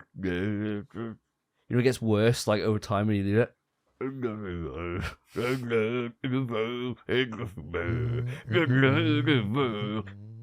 There you go. Quick news. Metal Gear Solid 3 Remake, the game that is rumored to come out every other episode on this show. And it turns out there's even more rumors that have been going on. The big one, and the one I'm going to be talking about on this, is Donna Burke. She is the person that came up with the iconic Snake Eater theme. Dun dun dun dun. What a thrill. She's back in the studio, lads. Bam. Re-recording that song. That is the biggest proof we have of an MGS3 remake in the works. I mean, this is all but confirmed, especially as she went in and she was like posting, "It's Snake Eater." Just like, cheers, Donna. Thanks a lot. Thanks for giving that away. She's about as subtle as those Mortal Kombat investors when they're like, "Oh yeah, MK12s were out this year." It was out this year. Cheers, thanks a lot. So yeah, so this is actually, it looks like it's actually confirmed, which is absolutely wild. Thoughts on this, guys? I mean, it's confirmed, isn't it? Yeah, obviously it's confirmed. And it's sick that they're actually remastering the song. Yeah. I mean, I thought they just digitally remaster it or something, but no, they're actually getting it back in the studio. That's hype. It's class. Great. Yeah, just great all around. What about yourself, Mr. Hoy? I know you're not the biggest fan of MGS3, same as myself, but does this kind of confirmation excite you to see Snake return in any kind of form? Of course it excites me, Davey. I'm a massive simp for old Solid Snake. But to start with 3, man, it's just a money grab. Start at 1 and work your way up. Why start at 3? It's just disappointing. As you said, it is my least favourite of the series. Well, probably not actually. There's a lot of shit within that series. Add another one to my list.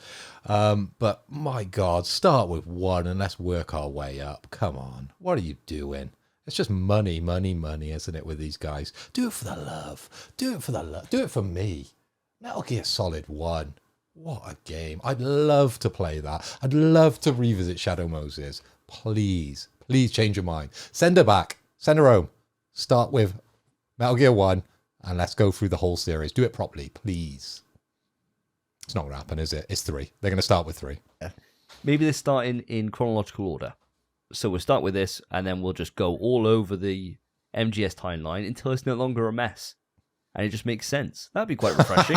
Good luck. Yeah, that'd be good. A bit random, but hey, why not? Have to wait and see, guys. Have to wait and see. Spencer, Yes, my friend. back to you. Yeah. Song wise, I would like to hear. I've given you a bit of limp. But do you know, I was really impressed by your Bieber just now. Oh, I forgot I did Really impressed by your that. Bieber. Yeah. So I would like Justin Bieber song from you, and you can go anywhere you want with it. Any Bieber song. As a Bieber fan, I can't think of what the fan's called. You got Bieber fever. Believers. Oh my gosh. I'm one of them. Oh no. Right, we can go anywhere you want with this. Have you then. seen his tattoo? What tattoos you got? Is it Spencer's face? No, I've got Justin's face. Hello? It's both of you got the same thing. You don't even know each other. You just, Yeah. oh, can I just get this? Got this vision in my mind to just be thinking about This each other, fella's face, yeah. connected over time and space for infinitum. All right. So, what song are you bringing to the table? I don't even know Beaver songs. I'll do one time. Okay, can you give me a bit of a rendition before we get a mix? Yeah, it starts. It goes, me plus you. I'ma tell you one, me plus you. I'ma tell you one, me plus you. I'ma tell you one time. When I met you, girl, my heart went knock, knock. Now them butterflies in my stomach won't stop. Even though it's a struggle, love is all we got. So I'ma keep climbing to the mountaintop. Your world. So well. So well. Don't press the button just yet. Keep him going. That's done. Give me my flavor, Phil.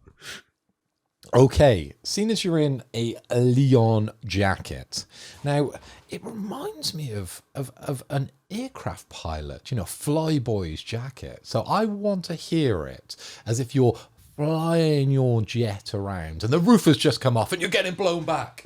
I want to hear it as the wind is blowing and striking you in the face. So a little bit of this, please. That's what I want to hear from you, seeing as you know the song so well. So start off with the roof on the plane, and I want it ripping off towards the end.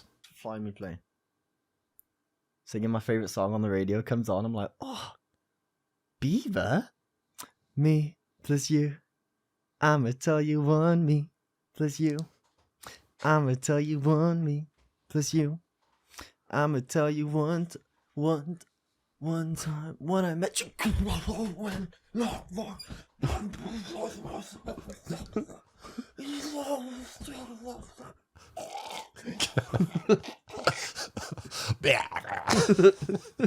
Quick news. I'm sure it was a quick death too. Arc 2 is delayed to the end of 2024. No gameplay reveal until next year. Oof. Damn, bad news for Ark fans. Savage. However, bit of light amidst the darkness. That was quite nice, that. I'm proud of myself for that. The first game, Ark, Survival Evolved? Survival Ascended. No, but it was called Survival Evolved, wasn't it? I think that's the second game. No. Oh, yeah.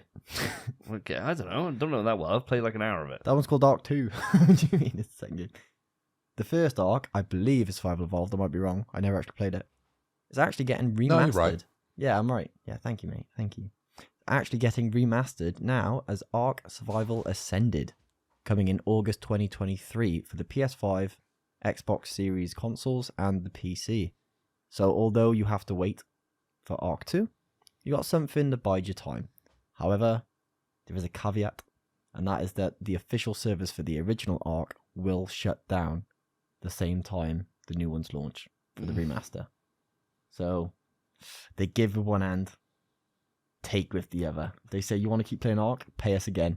It's wild they're doing that. It is wild. It's pretty scummy, I think, to be honest. Especially considering it's a remaster, they're the same game. It's crazy. Just put them on the same server. It's mad, isn't it? And if you want to pay for it and get those visual flares and get that better load time, whatever it is, better quality of life features, pay for it. The only excuse they can have, the only thing, is if Ark 2 is on a new engine and this remaster is on the same engine. Yeah, that would be it. That would be the only one. That's the only excuse. But then why not leave the original game running, man? Like, Ark is a game that it's a survival game. It's all about, like, you know, when we were doing this podcast, I don't know how long ago it was, but I was playing through the Subnautica games for the first time. And I was spending a long time building my house, building my nice little shelters across the ocean. I was loving it, absolutely loving it. Ark is like that, except you've got dinosaurs in it as well. Yeah. And so people will spend a lot of time in creating really in-depth bases, a lot of world building into that, a lot of like self-defense. They have like clans where they look after it to make sure people aren't going to raid it and stuff. And then it's just like all that effort you've done over years,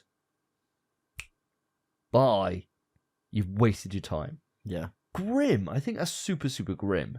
Now, I don't really have too much of a connection with Ark, but I dove into it when it came free to PS Plus, I think, or PS Extra. And I went in, I thought, I love Subnautica, I'm going to love this. I couldn't even figure out how to cut down a tree. Just couldn't figure it out. All I had was my mitts, and I was punching a tree. Like and Minecraft. I was like, how do I make an axe? And I went up to rock, and I was like, I just got to pick up rock. Couldn't pick it up. So I was like, all right, I'll just hit the rock until it breaks. Just sat there punching it, died of starvation and thirst. I did that 3 times in a row over a night, and then I never went back. Just couldn't figure it out. How many hours did you spend in it? About 3. I just couldn't figure it out. Oh, right. I just could not get it. And I could have just gone on YouTube, whatever, looked it up. But I was like, this game will not beat me. It will not beat me. I will figure it out. And then you respawned and tried the same thing. It's exactly the same thing, yeah. Yeah. Maybe if I hit it more. Insanity. Yeah, it was. Literally insanity. It was. And the thing is, it just wasn't well. I don't think it's well optimized for console. It's definitely a PC game, and it plays, and all the menus are very much like PC focused, and it just didn't seem very intuitive to me and to how I played. But I really feel for this community. I think this is just an absolute tragedy that they're being treated like this.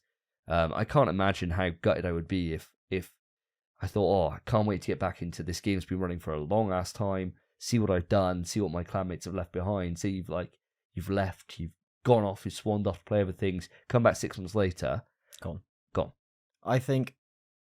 Also, I'll probably end in this conversation saying this, but if these developers don't want to be monsters, either a free upgrade if you own the original game, or you get the remaster for free if you pre-order Ark 2, and your save from the original game carries over to the remaster.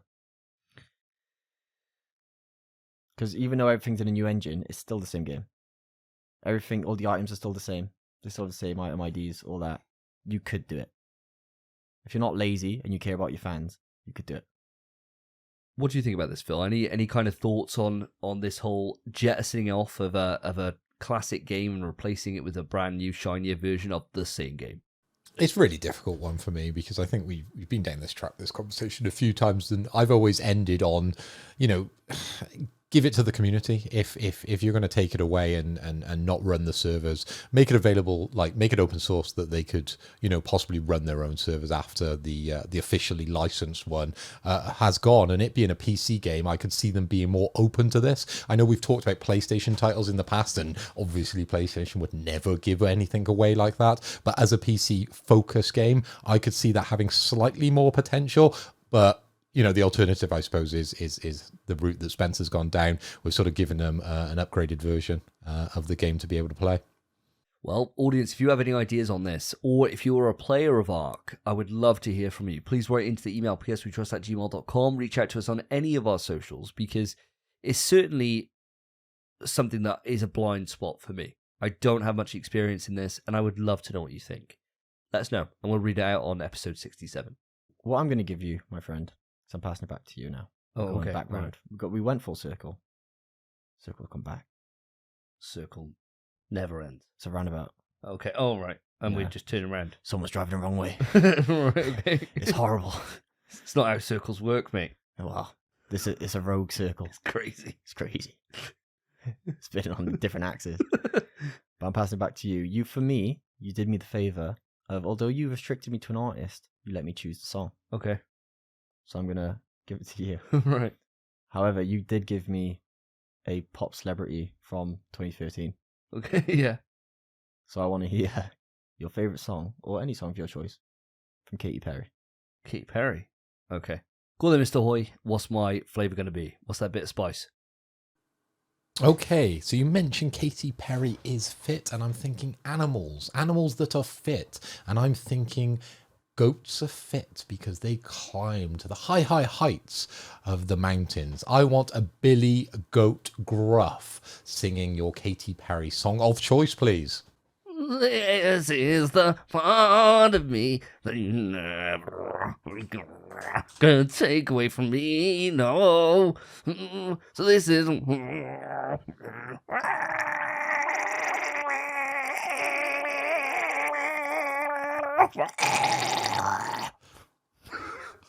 So goat said, What happened to the goat? The poor goat. he was angry. He was in mate. the plane with me. He was angry. Goat. Yeah, I was going to say. So quick news, super quick one, this guys. The game that can't be mentioned, I needed it again. The game that can't be mentioned for remake has gone off to a whopping start. Now, we've only got the first 2 days of release here in terms of information, so I imagine that by the next episode, we'll have like way over a month, and we'll be able to tell just how well this is done. But right now, for the last bit of information we had, it sold over 3 million units in the first 2 days of release. Now, the original, just to put it into context here, is not the best-selling game in the series, not by any metric. That belongs to the game that Kylie mentioned, 5, with 6 being the second bestseller.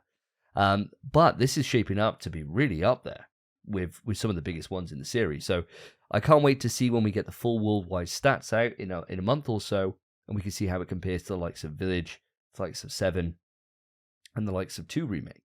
Yeah. Just see how well this actually ranks up there. But well done for the start of this. Great showing, especially for a game which is marketed as a survival horror title.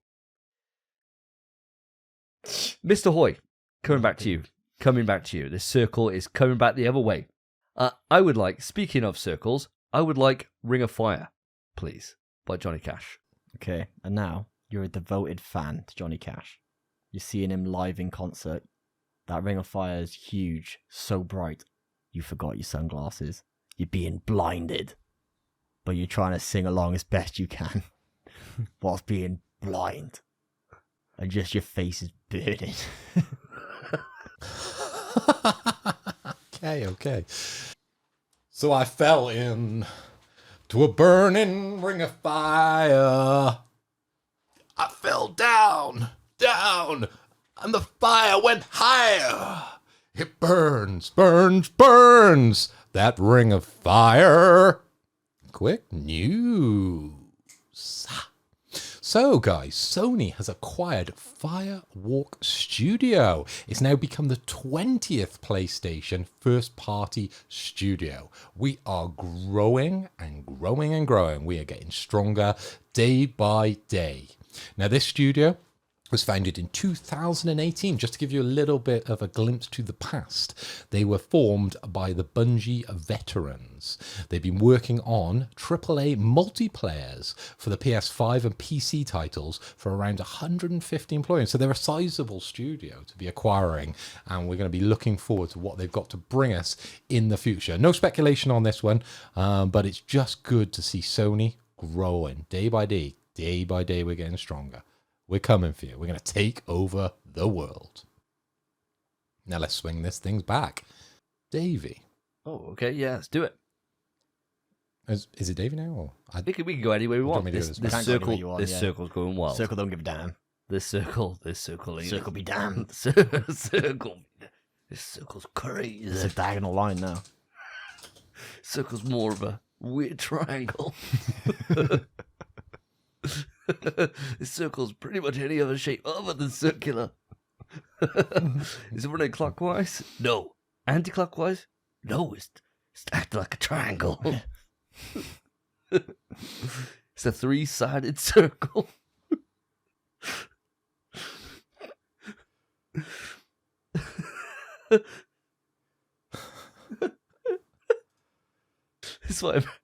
That's why Americans don't have roundabouts. He's crying. Just thinking someone trying to figure this out. Someone was like floating along trying to draw all the orders going in. They're like, what the fuck? What in there? Like, they're going all over the place. Oh my god. Yeah. What have you got for me there, Phil? Okay, I got blast from the past. Na. I'm going for the N-dubs, and I need you. Let's hear it. Okay. Number one. You want number one?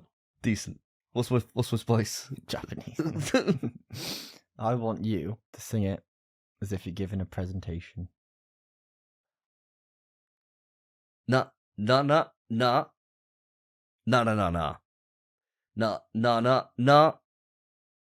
one. Now, I don't think you understand that you're number one. If I did this thing before, you're the one. From my homies to my onlys, number one. Quick news. Media Molecule. The little studio who could have done anything they wanted. The studio that was on top of the world with Little Big Planet 1 and 2. The studio that could do no wrong in the eyes of me back in the PlayStation 3 generation. Who then completely threw it all away to develop Dreams, the game that no one cared about, that sold absolutely fudge all, and we've now learned that Dreams is no more. They've stopped working on it. Nothing more is happening with this game. All our thoughts about this game that could be coming to PlayStation 5, we could be getting a VR mode, we could be getting it so that it starts supporting content creation, that people could expand their products out and people could fan fund them to be able to get these things off into fully realized games. All that potential they had for Dreams, squandered, thrown to the wayside, and they've moved on to their next project. Now, guys, it's a little bit bittersweet in a way, because I'm glad to get Media Molecule off from this dead anchor that is Dreams, and to get them working on something brand new. To get them hopefully coming out with something that will sell. Something that's actually not just a concept of a game, something that is a game would be lovely from them. But at the same time, they've thrown away everything that potentially could have happened with Dreams if they'd been a little bit more open-minded. What are your thoughts on this? Phil, I'm going to come to you first. I think it's an absolute madness. Everything I hear about Media Molecule, it just wants me to slap myself in the face. And I think that's probably what their directors and shareholders are doing. At every twist and turn, every time they try and do something, they just seem to get slapped back down. And unfortunately, we came up with idea after idea after idea how to solve Dreams. But unfortunately, they don't listen to the podcast. Tag them in this podcast. They need to know our ideas, because we could have saved them with some of the grey matter up here. It was doing the thinking for you. You could have made something from this IP. But now to be moving on to something new, I don't know how they're giving another chance after just royally effing this up. It just boggles my mind. So I'm not confident. I'm really, really not with this one. Yeah. Do you know, I totally follow those thoughts 100%, and we'll definitely come on to that in a moment. Spence, what are you thinking? I couldn't care about Media Molecule unless the next thing they're working on is a Little Big Planet. Then I don't expect it to be good, and I don't expect it to be on this gen after what they did with Dreams. Whoa. What, you thinking this going to take that long in development that it's not coming out this gen? Dreams was supposed to be nearly a launch title for the PS4. Yeah. It came out, it was literally like the last release on PS4. Well, it was just pooped out, wasn't it? Yeah, because it wasn't done. It was just like, it's on a blog post, wasn't it? Yeah. It's Dreams. It's out today. But don't you feel now they're going to be under pressure to produce something quickly to try and recoup some of that dollar that they've lost with Dreams? I mean, this is the thing that I'm hoping for, right? I'm hoping that Sony have sat down with Media Molecule and they said, look, we really appreciate what you've done. You've created some of the best game dev tools that the public can have access to for free anywhere. You know, we've seen the things that have come out from Dreams. They've been insane. Like the MotorStorm thing the other day that we were talking about. There's so many awesome little things in here. And I think providing that over to the community is great. And there's a market for it. But it's not on console. That market is not here. It's not for that. So I think that Sony need to sit down with these guys, and they've closed studios in the past, like big. Studios like Evolution, who were doing amazing things with like MotorStorm, or were doing these great things in these different franchises that now no longer exist because they were really hardcore back in PS4 and PS3, where they just shut them down. They weren't doing well. Drive Club came out botched, binned. See you later, Evolution. You'll know more, right? And yeah, was it jumping the blood? And sure, was it a case that they just let the horse bolt out the gate? Yeah, they did, and it's not the right thing. Looking back on it now, we could really use these studios to be around. Media Molecule's dead weight, as far as I'm concerned, and I think the same as you guys. I really want somebody to sit down with these guys and say, look, it's your last chance saloon. Come out swinging. And I don't care how creative you are. I don't care how great it is that you can sculpt the penis in, 4D, or you can smell it through the controller. I don't care about any of that. I want something that I can play. And that's what they need to deliver. And if they're committed that they want to really envision the Little Big Planet share, play, create thing and have it be a brand new experience for everywhere, it needs to be a cross thing with PC. It needs to straight out of the gate. Otherwise, there's no legs for this. For anything like this, it just will not live. It needs to be able to get onto PC so people can just really go nuts with it. And then if you can share those levels into the console version, that does your job for you. So I think there's still a model here for this kind of share, play, create thing. But they've got to cross it with PC. They have to, surely, right? I think whatever they release is dead on arrival. I mean, they have a history of making games that rely on the community doing all the work. And they make the basis for it. And with Dreams, they could bring over a lot of the technology they used, which is fine. But it'll have to be soon. And it won't be. So no chance. An awful lot of negativity from our end on this one then. I suppose the proof's going to be in the pudding. And we'll wait and see what they got. And whatever they come to show, we'll look at it and we'll judge it fairly at the time. I really would just love to see Media Molecule come back to what they used to be. They used to be like that studio that you talk about in the same way that like you talk about Naughty Dog or anything else. They were top of their game, right? Like after Little Big Planet 1-2, Sapper was the mascot for PlayStation. Yeah. He was the guy that was like, oh, play Little Big Planet? Little Planet's sick. We're all playing Little Big Planet. There's 4-player co-op. We're like, yeah, I've seen this level, seen this. It was so new. It was so cool. And then see the studio just go bang and just explode into absolute... Well, not even to explode, because that would mean that there'd be a splash. For it to just be like... And that's it. And that's all you get from it. It's just so disappointing. So I am hopeful. I really am. Not quite as negative as you are, but we'll wait and see. Yeah, it's a sit on it situation. I don't have hopes. I think they'll pitch something to Sony and Sony will scrap them. We'll wait and see. Unless it's Little Big Planet 4. Or Sackboy 2. Oh, yeah, no thanks. No thanks. Rather not. Bin it off. So, we're coming round to yourself then, Spence. I've been quite kind to you today, I feel. Feeling nice. And I'm going to continue the nice streak. I'm feeling extra nice. You are the people's champ, after all. Babe. I would like a Disney song. Any choice. Okay, Spence. Now your flavour, and I'm quite enjoying the animal-based flavour that you've been bringing us so far. I want you to do it as a chicken laying an egg, a big golden egg. Oh, so it's worth quite a bit. Posh chick. Little nod there. It's worth extra. So I'm going to do, by the way, it's not Aladdin, which is my favourite Disney movie for the listeners and watchers. I'm going to do We Don't Talk About Bruno from Encanto. Okay. Which, fantastic film, fantastic song. So I'm sorry for ruining it for all of you, because it's a great song. Listen to it after this. Trust me, it's going to be night and day. We don't talk about Bruno, no. We don't talk about Bruno. But it was my wedding, We were getting ready and there wasn't a cloud in the sky. No clouds allowed in the sky, Bruno. It walks in with mischievous grin, thunder.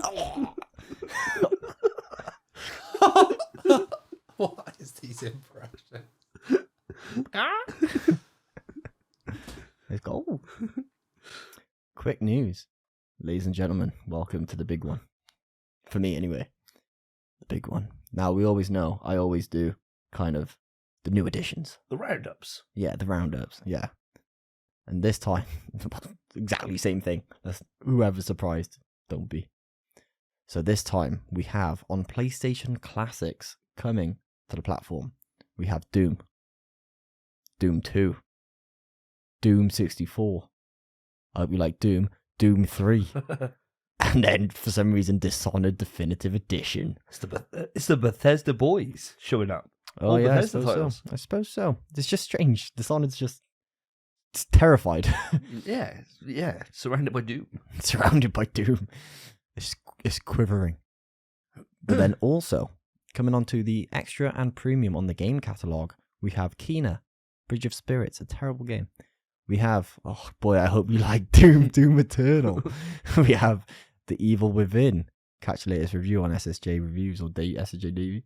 There you go. Wolfenstein 2, The New Colossus. Excellent game. Wolfenstein The Old Blood. Excellent game. Monster Boy and the Cursed Kingdom. Excellent game. Paradise Killer. Slay the Spire. Sackboy, A Big Adventure. Yeah, been that one. It's a terrible game. Riders Republic. And Bassmaster Fishing 2022. Just go, Bassmaster. Yeah, huge. Nice. Yeah. I hope that's in VR. Hope you can catch anything other than bass. Hope it's not just bass. Hope you can catch a pike. I hope it's just bass. Yeah. Well, you want to be the Bassmaster? Yeah, I do. But if there's a VR mode, I'd love to just sit there and fish. Let's do it. Great. But there is a caveat. As always, there are 3 titles leaving the service. And those are Marvel Spider-Man, The Game That Can't Be Mentioned 1, and NBA 2K Playgrounds 2, which are the most fun 2K games, by the way. Also, the 3 games we're getting on Essential, we have Sackboy: A Big Adventure again. I don't know why they're adding it to Extra and Premium when you get it for free anyway. You might miss it this month, and then it's in the extra catalogue. If you miss it this month, it was a choice. And it was a smart choice. Them giving me the offer to keep playing it after I've refused to download it is a spit in my face. But also, they're adding Meet Your Maker and Tales of Iron. So, quite a large lineup of games, to be fair. It's actually really sick. But we are losing some fantastic games, namely Game That Can't Be Mentioned and Marvel Spider-Man. Strange that those are cycling off, to be honest. I never thought that something like Spidey would ever go. No. You know, I thought it was just always going to be there. You know, Yeah. when you're talking about the game that can't be mentioned, 1. I'm not too surprised. that's gone. I mean, there's no... Capcom have got a great relationship with PlayStation, but it's not a first-party lineup. So No, well, the thing is that the game Convention 4 is selling like hotcake right now. So if they pull it off the service, it's going to make more sales. I guess so. People are going to be buying the original. Yeah, I suppose there was sense there. But I mean... And they probably might have pulled Spider-Man because they might be about to announce Spider-Man 2. Yeah, I suppose if you can get some more sales for the definitive edition, for the next gen version, why wouldn't you? I suppose that's very true. But the one thing I will say, this doesn't say remastered. Remaster was never on there. Is it not? No. Okay. Never That's on why there. then. That's why. Okay. I thought it was. My bad. No. But yeah, I think that's my reasoning for it. I think the game Convention 1 is taken off because RE4. Oh, bugger. That's a shot. It's so hard. Resident Evil. Yes, because that game. I would have let that go as well. I totally missed it. My bad. No, I'm glad. I said Honest. it. I said it. But it's selling like hotcakes. It's smart to take the original game off because people are going to buy it. The sales are going to jump up. And then Spider-Man, I think it means a 2 announcement is imminent. The rumors were saying that it was. Yeah. So It makes good business sense. makes sense. Well, I suppose for me, looking at these, I've played quite a lot of these titles that are coming out. For me, my biggest ask, if you're thinking about something to play and you're just looking at all the different games on here, try The Evil Within. Bassmaster Fishing. Try Evil Within. It was criminally overlooked at the time. It sold hardly anything, and the sequel sold even less. I really recommend it. It's not for the faint of heart. The normal difficulty is solid. So hard. So it's not for those people that, I'm going to try my first survival horror. You will get smoked. But it is great. And it's kind of like an old school flavor, but in modern aesthetic. It's really, really good. I thoroughly recommend it. Alongside that, of course, you can't go wrong with a bit of Doom, can you? Anything Bethesda have put out into this catalogue is great. Yeah, there's a lot of Bethesda titles here. And yeah, bring them on. These are all great ones. I think it's a fantastic month for Extra. And you and me, before we even went for this news, we were on PlayStation last night playing COD. And we were thinking about playing something, and we downloaded Meteor Maker. We haven't got to it yet. And I was just like, holy hell, there's Doom everywhere. Yeah. I hadn't come across it yet on this. So, yeah, brilliant month. Really happy with this one. I mean, have you got any thoughts, any game stand out to you? Can't get my words out today. I don't know what's wrong with me. It's the Lilt. It's hitting too hard. The Lilt. Make your head all foggy. I mean, not really any games that stand out to me specifically. Namely, I haven't actually played Doom, like any of them. Ever. Ever. Wow. Ever. So we're gaming Oh my God. almost started. Oh, wow. You got some homework to do, fam. Yeah. So I gotta play Doom. Do you want the cheats? No. Absolutely not. I like a nice IDKFA, IDDQD. Don't know what that means. They'll work for you. Oh, look at this. So I won't try it. Infinite ammo, infinite health. Cool. Doom 1 and 2. I won't do that. Don't know if it works in 64 or 3. Bet it but does. first 2, that'll help you out. I bet it does. I think the only games that really stand out to me, Sackboy's terrible. Keena's, the ending is the only good part, and by the ending I mean the last 20 minutes. And it's like a 12-hour game. But the last 20 minutes is like you playing Dark Souls. It's great. It's solid. Game's easy until then. And then Riders Republic, and I think I'd like to play Doom and Wolfenstein, and then Riders Republic I think would be fun to jump in. Yeah. We had good fun in the beta for that. Yeah. So I wouldn't mind having a look. Add a few bugs, but yeah. I'm checking out Bassmaster Fishing. I'm doing it. I'll have a full write up on it for the next episode. I'm going to go in there, and my goal, catch anything other than a bass. And if I can, it's a win from me. 9 out of 10 recommendation. But then it's a liar. The game's lying to you. What, you start with something else, move up to the bass. The bass is the end goal. Yeah, bass the end. Oh, yeah. Catch everything else. Catch like a tiger, shark. First. End with the bass. Bass a wily beast. It's wild. It's wild. So, Phil, my song for you, my friend, would be Beautiful Girls well, isn't it beautiful girls all over the world? Do you mean by In Sean that one? Kingston? Kingston. Oh, the Sean Kingston one. Okay. You wake to Beautiful girl. Well, you'll never work. You had me Suicidal, suicidal when they say it's over. All right. That's what Phil, he says. I would like you to do it. Imagine you've been smoking On him. 100 fags a day and your voice box is completely gone. So instead, you've had to get one of those things that you put there. Those Like Kane? Yeah. One of those robot voice box things. That's what I want you to do it like. Oh, great, Davey. Too beautiful girl. That's why it'll never work. You'll have me suicidal.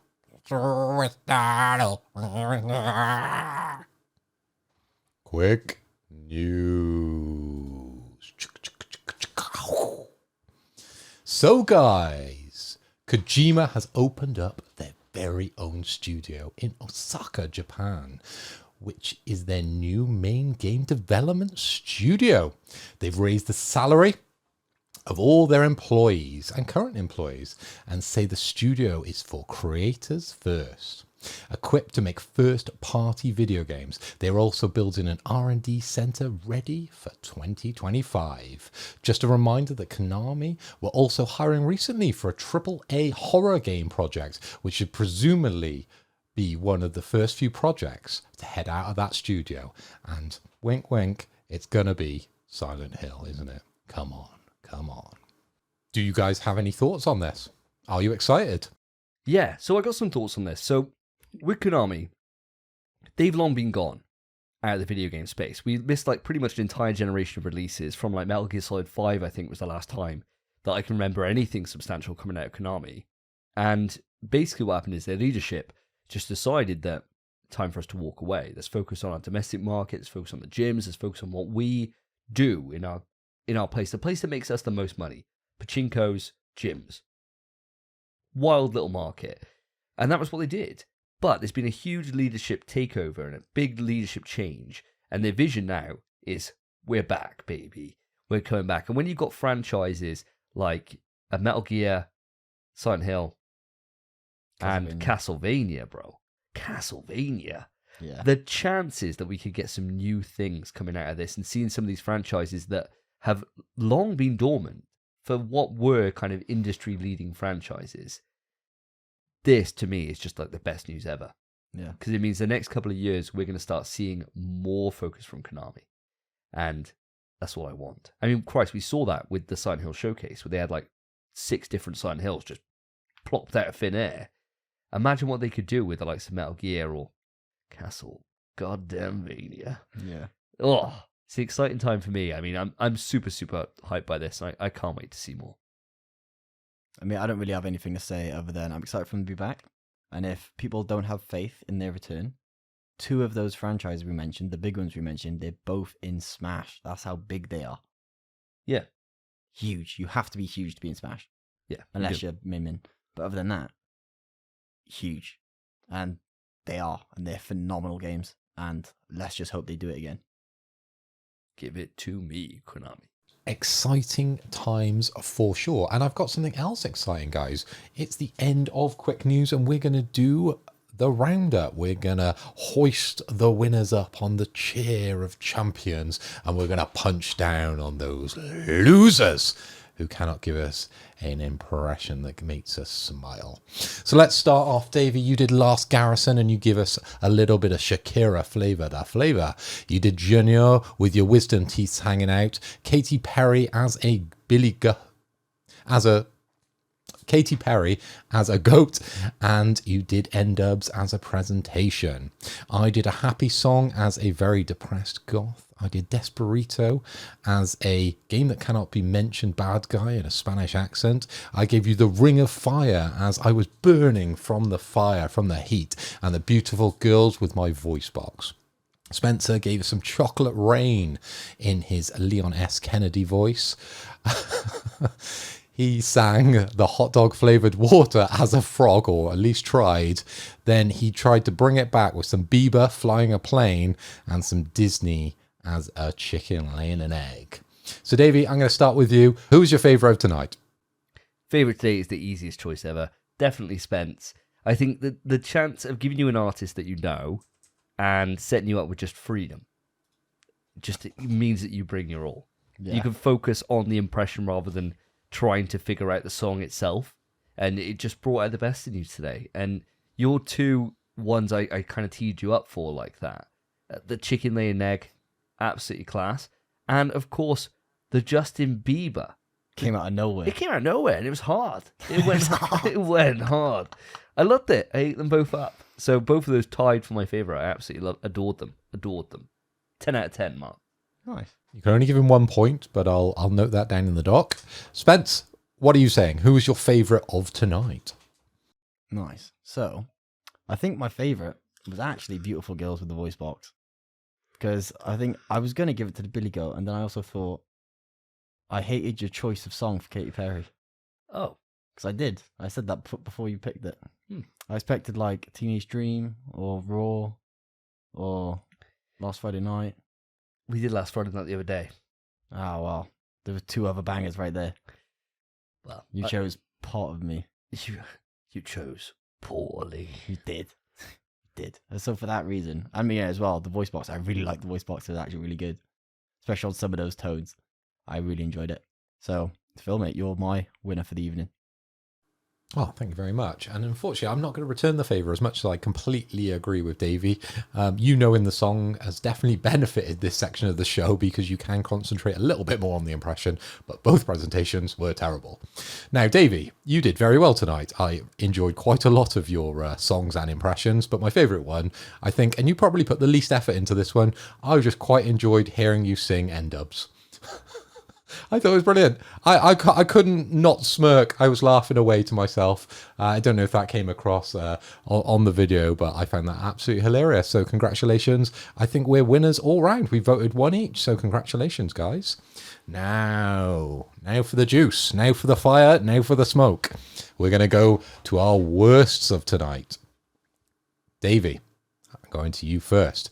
Who was the worst impression / song / flavour of tonight? I think unfortunately, Phil, even though you just give me a nice little bit of tender sweet loving, for me, the one that lets me down the most is the Ring of Fire. I think Ring of Fire is really poor. And the reason being is twofold. One, the start of the song, which is one of the most famous songs ever, didn't know. So it came back to the song at the chorus, which I appreciated. But in terms of blinding you, you know, there was one little gesture like this, and maybe a squint, but I didn't see any like searing pain. You know, like you'll have to rewatch it. You'll have to rewatch it, and you'll know you're wrong off this choice. But I know the odds are stacked for me against the amount of shots that I'm due, so I'll take this one. Oh, this is true. This I expected it to be like we were doing a lot of, for some reason, anytime that anyone ended an impression, it was always like a thing gag, of pain, a like gag at the end. Yeah, I expected it to be like this is burning you, like I gotta keep my voice down, so everything's gonna be like gargly today. And you thought that was worse than Spencer doing hot dog as a frog? Oh God, that was bad. Not to try and sway your view at all, but I'm just saying, at least I got some lyrics out, and there was an impression of sorts. Oh yeah, you're right. Oh yeah, you're right. I know. We've never had a thing where someone swayed it midway, but no, you are totally right. That was one of the worst things I've ever heard in my entire life. Oh, sway. He told you a different answer. Yeah, but it's right though. Yeah, it is. I know it's right, but I'm not happy that it's right. I know it is. It's totally right. Yeah, he's totally bang on. Phil, I retract my statement. Spence, 100% without that frog. It's diabolical. Because it was first and it got so much better. You know, like we talk about, like if you end strong, it means a lot. It didn't. It would have meant a lot, but Phil's bang on with that one. Yeah. Absolutely abysmal. I'm sorry, Spence, and I think you've probably guessed where my vote is going to go, but let's just see what your worst of tonight was. Was it me or was it Davey? The worst tonight was Burning Ring of Fire. Oh, same one. Yeah, for the exact same Listen critique. to it. Was it really? Yeah, I wanted to see like your face melting off and you being like, my face! At the end, just like just in agony, and it wasn't. And that was it, really. That's the only critique. I just wanted you to be in pain. Yeah, I wanted them to be really showing that pain, that burning fire, Yeah. that ring of fire. And the birds. The ring of fire. The ring of fire. Oh. Oh, well.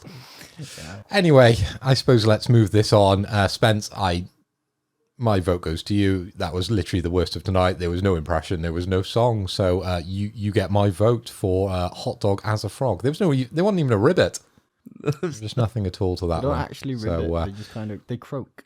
I wasn't looking for you to be like factually accurate with the exact tones that a frog would make, but something, comic book accurate or, TV accurate, a little ribbit, a little croak probably would have done some work. But unfortunately, you've bottomed out on this one. So that's a shot in the dock. And let's move this on to the topic of the show. Stop! Topic time!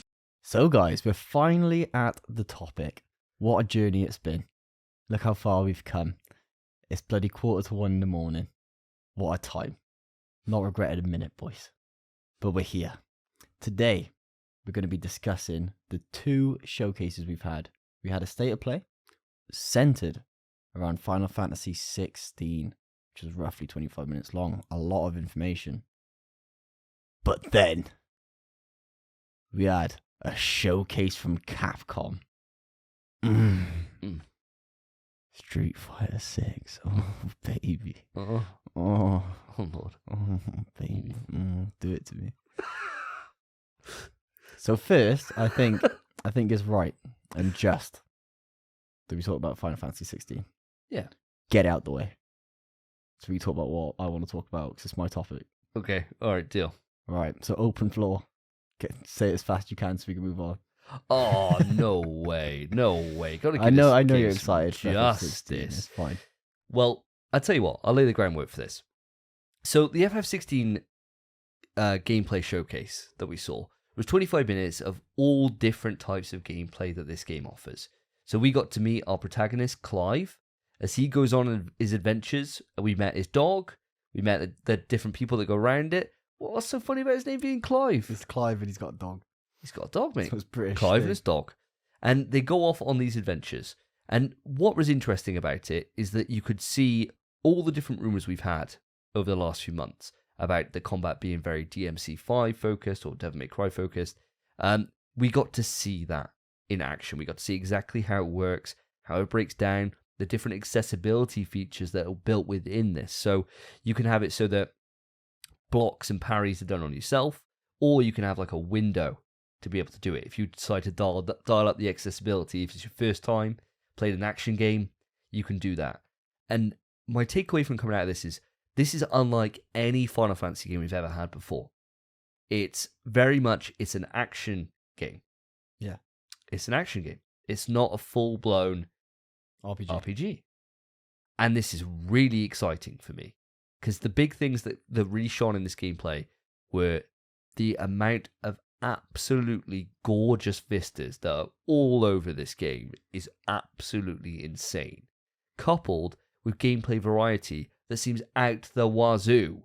The summons fighting summons and how different they all looked, from some being just a brawler where it turned into a 2D fighting game, to then others where you're flying as a summon and it became like some kind of bullet hell game. Yeah. Absolutely insane. I couldn't believe how much stuff was going on. There was like all these different anime moments where like if it was getting beaten down and he's like, this isn't going to stop me. And he like powers out like full anime and catches like a boulder. It's like, holy shit. You can tell from this how confident Square are. Yeah. Because this was like a massive swinging dick saying, don't get in my way. This game is going to move heaven and earth when this comes out. I think it's going to be absolutely phenomenal. Now, as somebody who is not a huge Final Fantasy fan, you've only played FF7, when you came out of this, what were your thoughts on the game? Or what were your overall kind of takeaways from it? Sure. Well, I went into this state of play kind of having no opinion on FF16. I mean, it looks good. I like Final Fantasy, I do, but I thought I'm happy to miss them. But I love Devil May Cry, and this looks like Devil May Cry with numbers. It just shows numbers in the combat. That's literally it. But then, like you said, those summon battles, the vistas, the view, the graphics, everything. Clive. Terrible name. But aside from him being named Clive, the game actually looks fantastic. And it just looks fun. It looks really, really fun. And it just looks like it's going to be an 80-hour action game. Which I'm sure it won't be 80 hours. But I kind of hope it is. It just looked epic, didn't it? Yeah, truly. Start to finish. And it's one of those things that, people throw out the word epic every now and again. But epic really is like reserved for like your God of Wars, your massive creatures you're fighting, your massive big bosses, Your Pacific Rims. Yeah, that's epic. Your Godzilla Kongs. This was like volcano-sized summons fighting.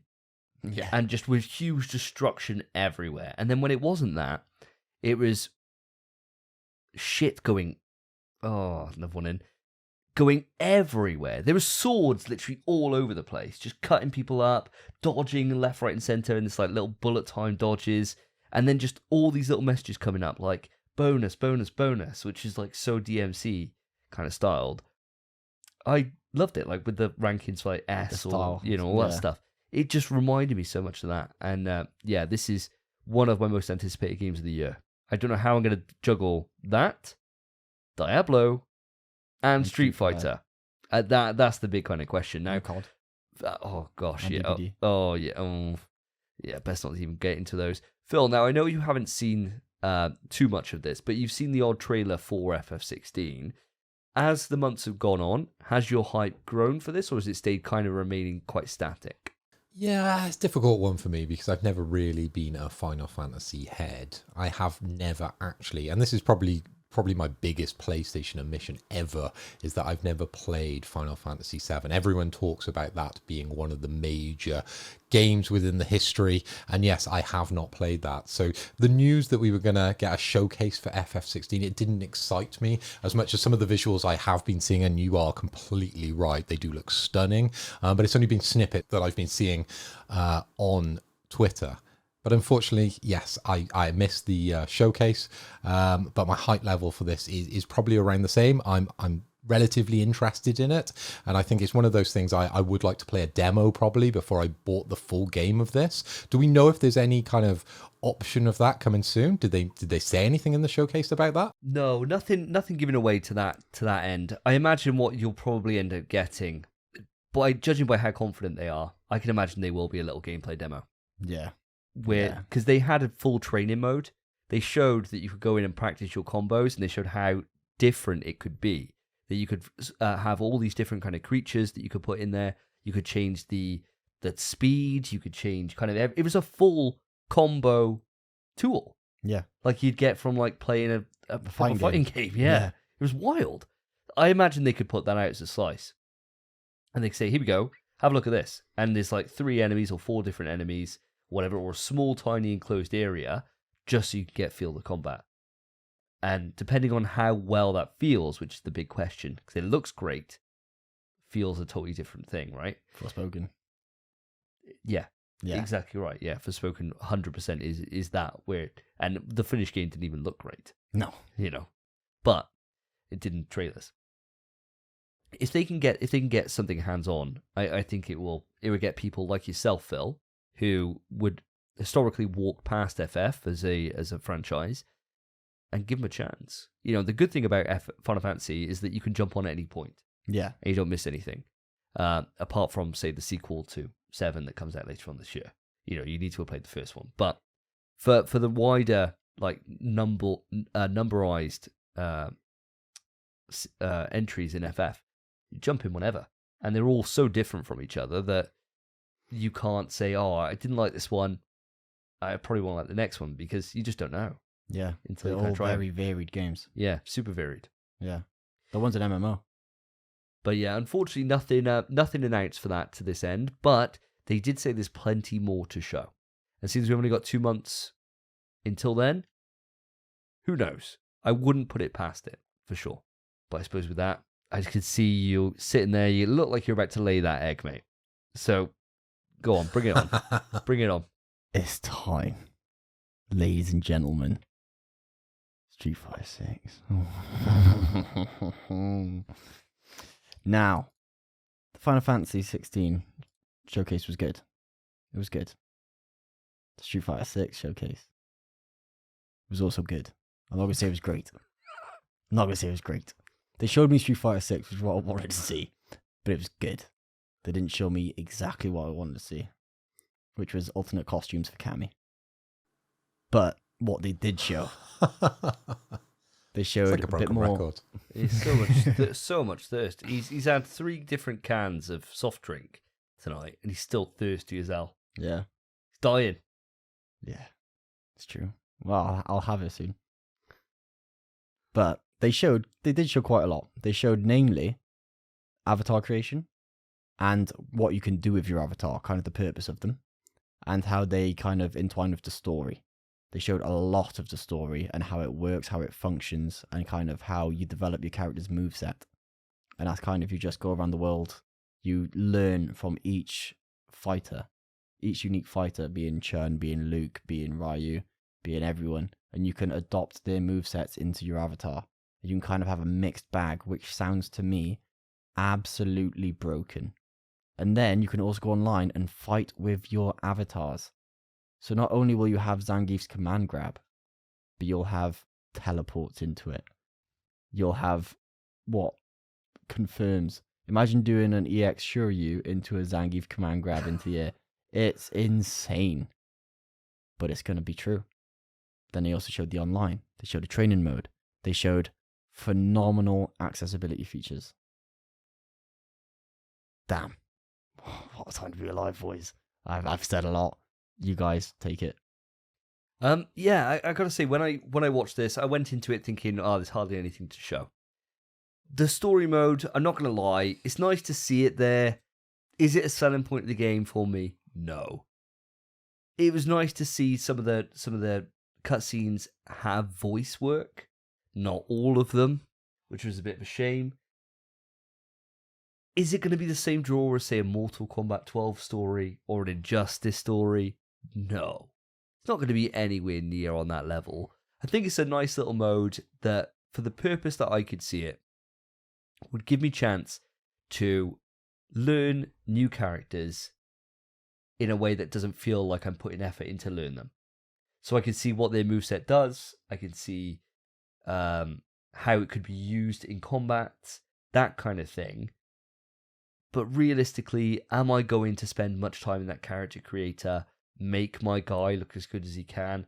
Probably not. Really, for me, the biggest thing out of all of this was the accessibility feature. That's what I popped off about. I couldn't believe the amount of effort they went into. So, for those who don't know, and for those who didn't catch the stream, the way this works is that for those that maybe are visually impaired, everything's done by sound cues. So you can tell the distance by somebody depending on the sound cues and the beeps that are playing. When you jump over them, you can then hear if it's been a cross-up attempt or if it's an actual attack that's landed. You can hear the different types of attack button that are being pressed by the beeps that are going off. And I thought it was wild. I thought it was such a great inclusion. And it's also kind of a training tool for those that do have sight, in that you can use it as a way to be able to know, what hit me then? And you can identify that to a beat, right? And so you can kind of get that flow of a battle and that tempo of a battle up and kind of feel that pace in there.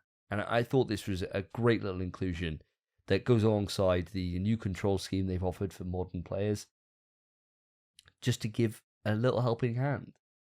Coupled with the fact that, say I want to play my dad, he's got AI on his side. I can get him to dial in. He can dial in a combo because the AI will do all the work for him. So you can think, do you know what, this game's great. Yeah, I really enjoyed playing that. I beat Matt 2-0 in Street Fighter. He plays it all the time. But it's just the AI has just kicked my ass because it reads my inputs, right? Like, I think that kind of thing was the things that I really took away from this. That, and as Phil said at the start of the show, Wheezy's absolutely dodgy. Dodgy cuts. I don't know what kind of things he was dropping, but they were like, we can't say that. Cut that out, Wheezy. If you beat me in the game, pulling my gut out on him. You can't say that, Wheezy. Cut that. Oh, my grills just fell out. Oh, not again. Make a cut. Hard cut. Oh, but that's my thoughts. What about yourself, Mr. Hoy? What are your kind of takeaways from this whole presentation? Well, guys, unfortunately, I'm going to be the outlier on this one. I think relatively positive vibes from you so far on this presentation. But for me, as a Street Fighter player, we played a lot of 4 back in the day. There wasn't much for me personally. I feel like this Street Fighter 6, they're very much trying to open the door for the casual. They're trying to entice people in by giving them all these different accessibility options. I'm not saying this is a bad thing. They're giving them all these kind of extra things to the game. You can go along, you can fight people in masks, you can design your character, you can fight fridges for F's sake within some of the story parts of the game. Now, am I excited about that? For me personally, no. It's not something that I'm going to spend much time, if any, playing the game. I'm going to be there trying to learn my character and going through the motion of all the training and trying to enter tournaments, getting slapped, coming back, learning with my friends and trying to get better and better and better. And that's the loop, and that's what I enjoy within the Street Fighter games. Now, everything else that they talked about is beautiful. It looks amazing, and I'm sure it'll bring a lot more scrubs into the game, so that's great for me. As a seasoned player of Street Fighter, it's going to be great. Yeah, you turn on that AI. Yes, you turn on that assist. Boom. Brilliant for me. It's going to feel great when we're at tournament. But what they announced the other day within this showcase, yeah, it's just opening the door for the casual. And that's brilliant. But for me personally, there wasn't much to get excited about. Do you know, I completely echo those thoughts. Everything I was saying in terms of it being a great thing, it's not for me, though. You know, exactly the same thing. I think if I had to rate this conference in terms of how I felt when I came out of it, I felt exactly the same going in as I came out. In that, yeah, it's fine. I appreciate the effort that's being put in. And Street Fighter isn't like Mortal Kombat. It doesn't appeal to the masses to anywhere near the same extent. You don't have the cool, like, just the stupid over the top, the X-ray moves. Yeah, all that kind of stuff that goes a long way with casuals, where they can just fatality their mates and it's just fun, right? You don't have that kind of stuff in Street Fighter like you do in MK. Plus, it doesn't have that same really good story. That's the first thing I do on a Mortal Kombat or Injustice game. Play through the goddamn story mode. I can't see that happening here with Street Fighter. I just really hope that all the effort they've put into doing all these kind of silly mini games where you fight a bull or you have to do a certain amount of moves in a certain amount of time doesn't come at a detriment to the actual core gameplay. And that's the fans of the game. That's what the hardcore, that's what the people that play the game, they buy every season pass, they buy every character, they buy every costume because they want to compete at the higher levels within their regions. That's what they're there for. So as long as they're not depleting that area of the game, add all you want for the casual. That's brilliant. Bring more people into the ecosystem of Street Fighter. I love all that. But for this showcase, it was all directed towards new people for Street Fighter. There was nothing really there for players of and I'm not that hardcore. I just enjoy mano a mano, one-on-one, tournament-style fighting with Street Fighter. There wasn't much of that there. Yeah, I tell you what, you boys have said it. I'm going to agree with you, Phil, by quoting Davey. I echo those thoughts. As much as I was like, yeah, the story's cool and all, and it is cool, and you can mix the movesets on your own avatar, it's not the same as having an actual story, really, that's based around the characters, rather than your own, create your own. I'm never really a fan of creating your own. It's not for me. Effort. It's long, man. I'm just going to make it look like Cammy. Like, it's long. It's so long. But the only thing, right, they announced a demo. They did. Which comes on April 26th for everyone else. But we're part of the PlayStation Nation, baby. We got it immediately following that showcase. I downloaded it, and I had 2 hours to kill before I came here today. That demo has the story, or it has 1v1 fight the AI. What do you think I did? Story. Fuck no. chuck it on the dot. Absolutely not. I didn't go near it. I just thought the AI, it starts off, gives you an AI level 4. Smash that. Then I thought, turn it up again. So then you just keep beating it until you figure out where you're stuck. And that's what I enjoyed doing. So I learned Luke, because there's only 2 playable characters, and they're both the characters that Davey's going to play. It's outrageous. Luke and Ryu, fuming. No Cammy, no Jury, no one else. So sad, but Luke's really cool. And then you just fight the AI up a level each time. And level 7 at the moment is my cap, because I don't know any of Luke's combos. But that's it. And it was really fun. And when I get home, I might do it again. Yeah, I mean, with the demo, am I going to play it? Yes. Yeah. Of course I am, right? Am I going to sweat hours and hours into it? No. No. It's going to be one of those things that I'll get in there, I'll mess around a little bit with the AI, but really I need a training mode. I need to just sit there in the lab for hours on end with Spotify booming or a podcast on and just cane my combos and get the feel for how I want to play my character. And I won't be able to get that from this. Is there 2-player mano v mano? You and me could versus, local versus. The only issue is there's only those 2 characters. But yeah, and my caveat with this demo is, do you remember we went to EGX and we played this game way early days? Yeah. And you played 2 sets. And then it came up with thanks for playing and then quit you out the game. Demo does that. Oh, that's annoying. So what I was doing is you can change the rounds from best of 3 to best of 5. So I was doing that to just get more time in. Just doing that. But it's quick anyway. The game loads fast as hell.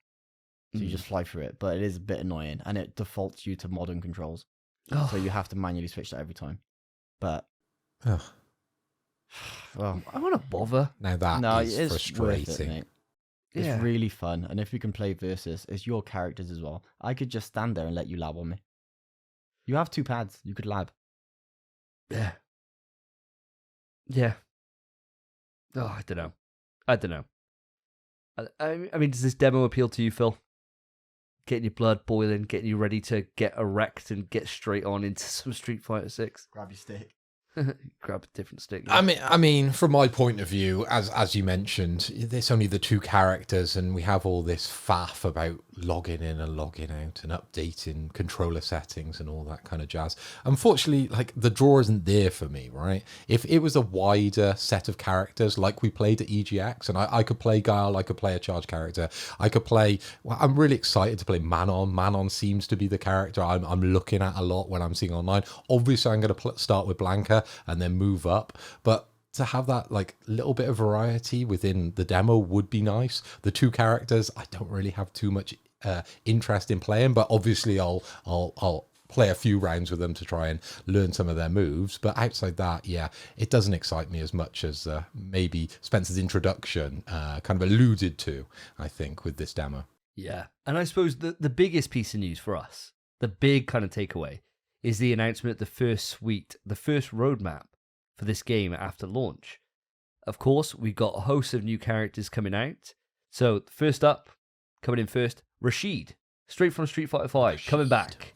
He's a cool character as well.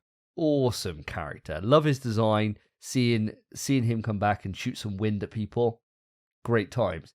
We get the character that I'm most interested in out of this, Aki. Aki looks sick. You know she's going to be a smoking hot baddie as well. So I can't wait to see the design on this. This character looks really unique, looks cool. It's only like just an image we've seen so far. But yeah, can't wait to see more of that.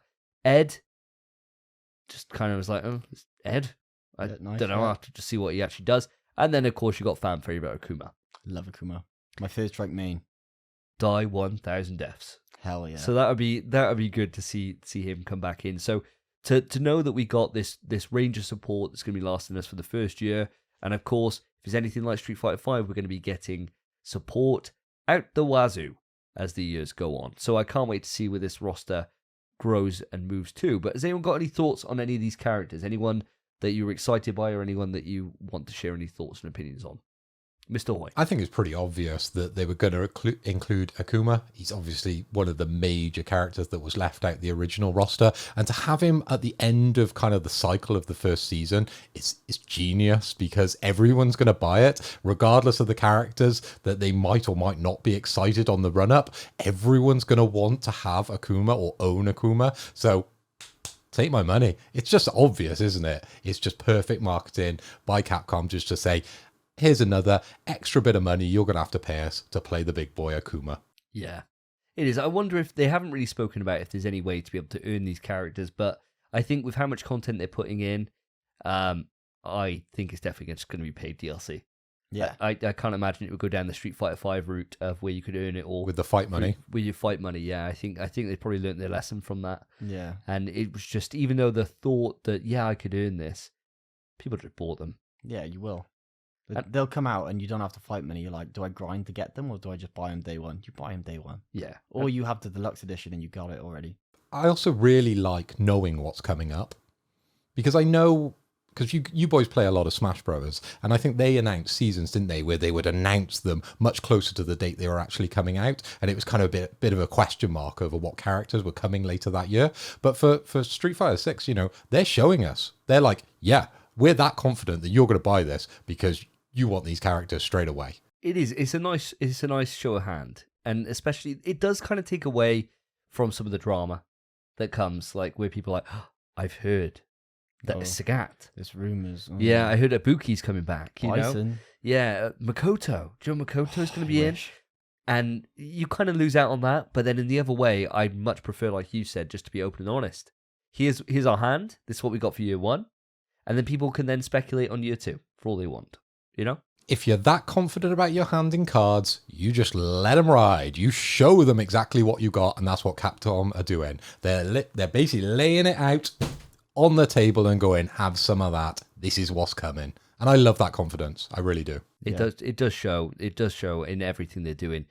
To be able to show as many details as they have over the past 18 months or so, and there's still be more in this package, it's going to be a great time when it launches. It's just balancing everything around it now, isn't it? Balancing our lives. I mean, the issue is, the big thing's Diablo, but this is the best fighting game ever made. Stand by it now. The beta was the best fighting game ever made, and now the full game, which has Cammy in it. Best fighting game ever made. Imagine I play on a hater. Imagine. Okay. I just think there's nothing they could do wrong. I think they've appealed to every market they possibly can. The roadmap's concrete, it's solid, it's good. Unless they do something, it's just a near perfect game. Yeah, of course we'll have to wait until we get our full hands on it. But if it's anything like the betas and our trials at EGX, they're on to a win here. Audience, did you watch these two presentations? Did you watch the Final Fantasy presentation and the Street Fighter presentation? If you did, what are your thoughts? Let us know. Write into the email pswetrust@gmail.com. Alternatively, you can reach out to us on any of our socials in pswetrust. I am at SSJ Davey. I am at Philip Hoy, so that's Philip with just the one L. Save your time writing it. And I am at SpenPie_. And that has been it for episode 66 of In PS We Trust, a PlayStation podcast. An absolute hoot of an episode. Hoot! Hoot! It's been difficult not to swear. I gotta say, I've missed it. I missed it quite a lot. It sucks. It's been a fudging nightmare. It sucks. But we got through it. I think we've done well. Let's get the result on that. We've been keeping a tally to see our swear count. And our survey says, Phil, you had 6 Another swears. win for me. 6 swears. Woohoo! You have I been won. a right Take that, potty boys. Stick it up your ass. Come on. Awesome. Oh, he's been an absolute filthy potty mouth on this episode with 6 whole swears, which normally we would have dropped down within the first section of the show. Yeah. So we've done well. Well. I came in second with 5. Spence 1. I know. What a turn. I Wow. know. What a turn. Usually I'm a right cunt. C-bomb. As soon as it's off. C-bomb. See, if you saw those figures and you had to predict who was going to swear the most and who was going to swear the least, you would have switched that right round. It would have been me down the bottom, Spencer up the top.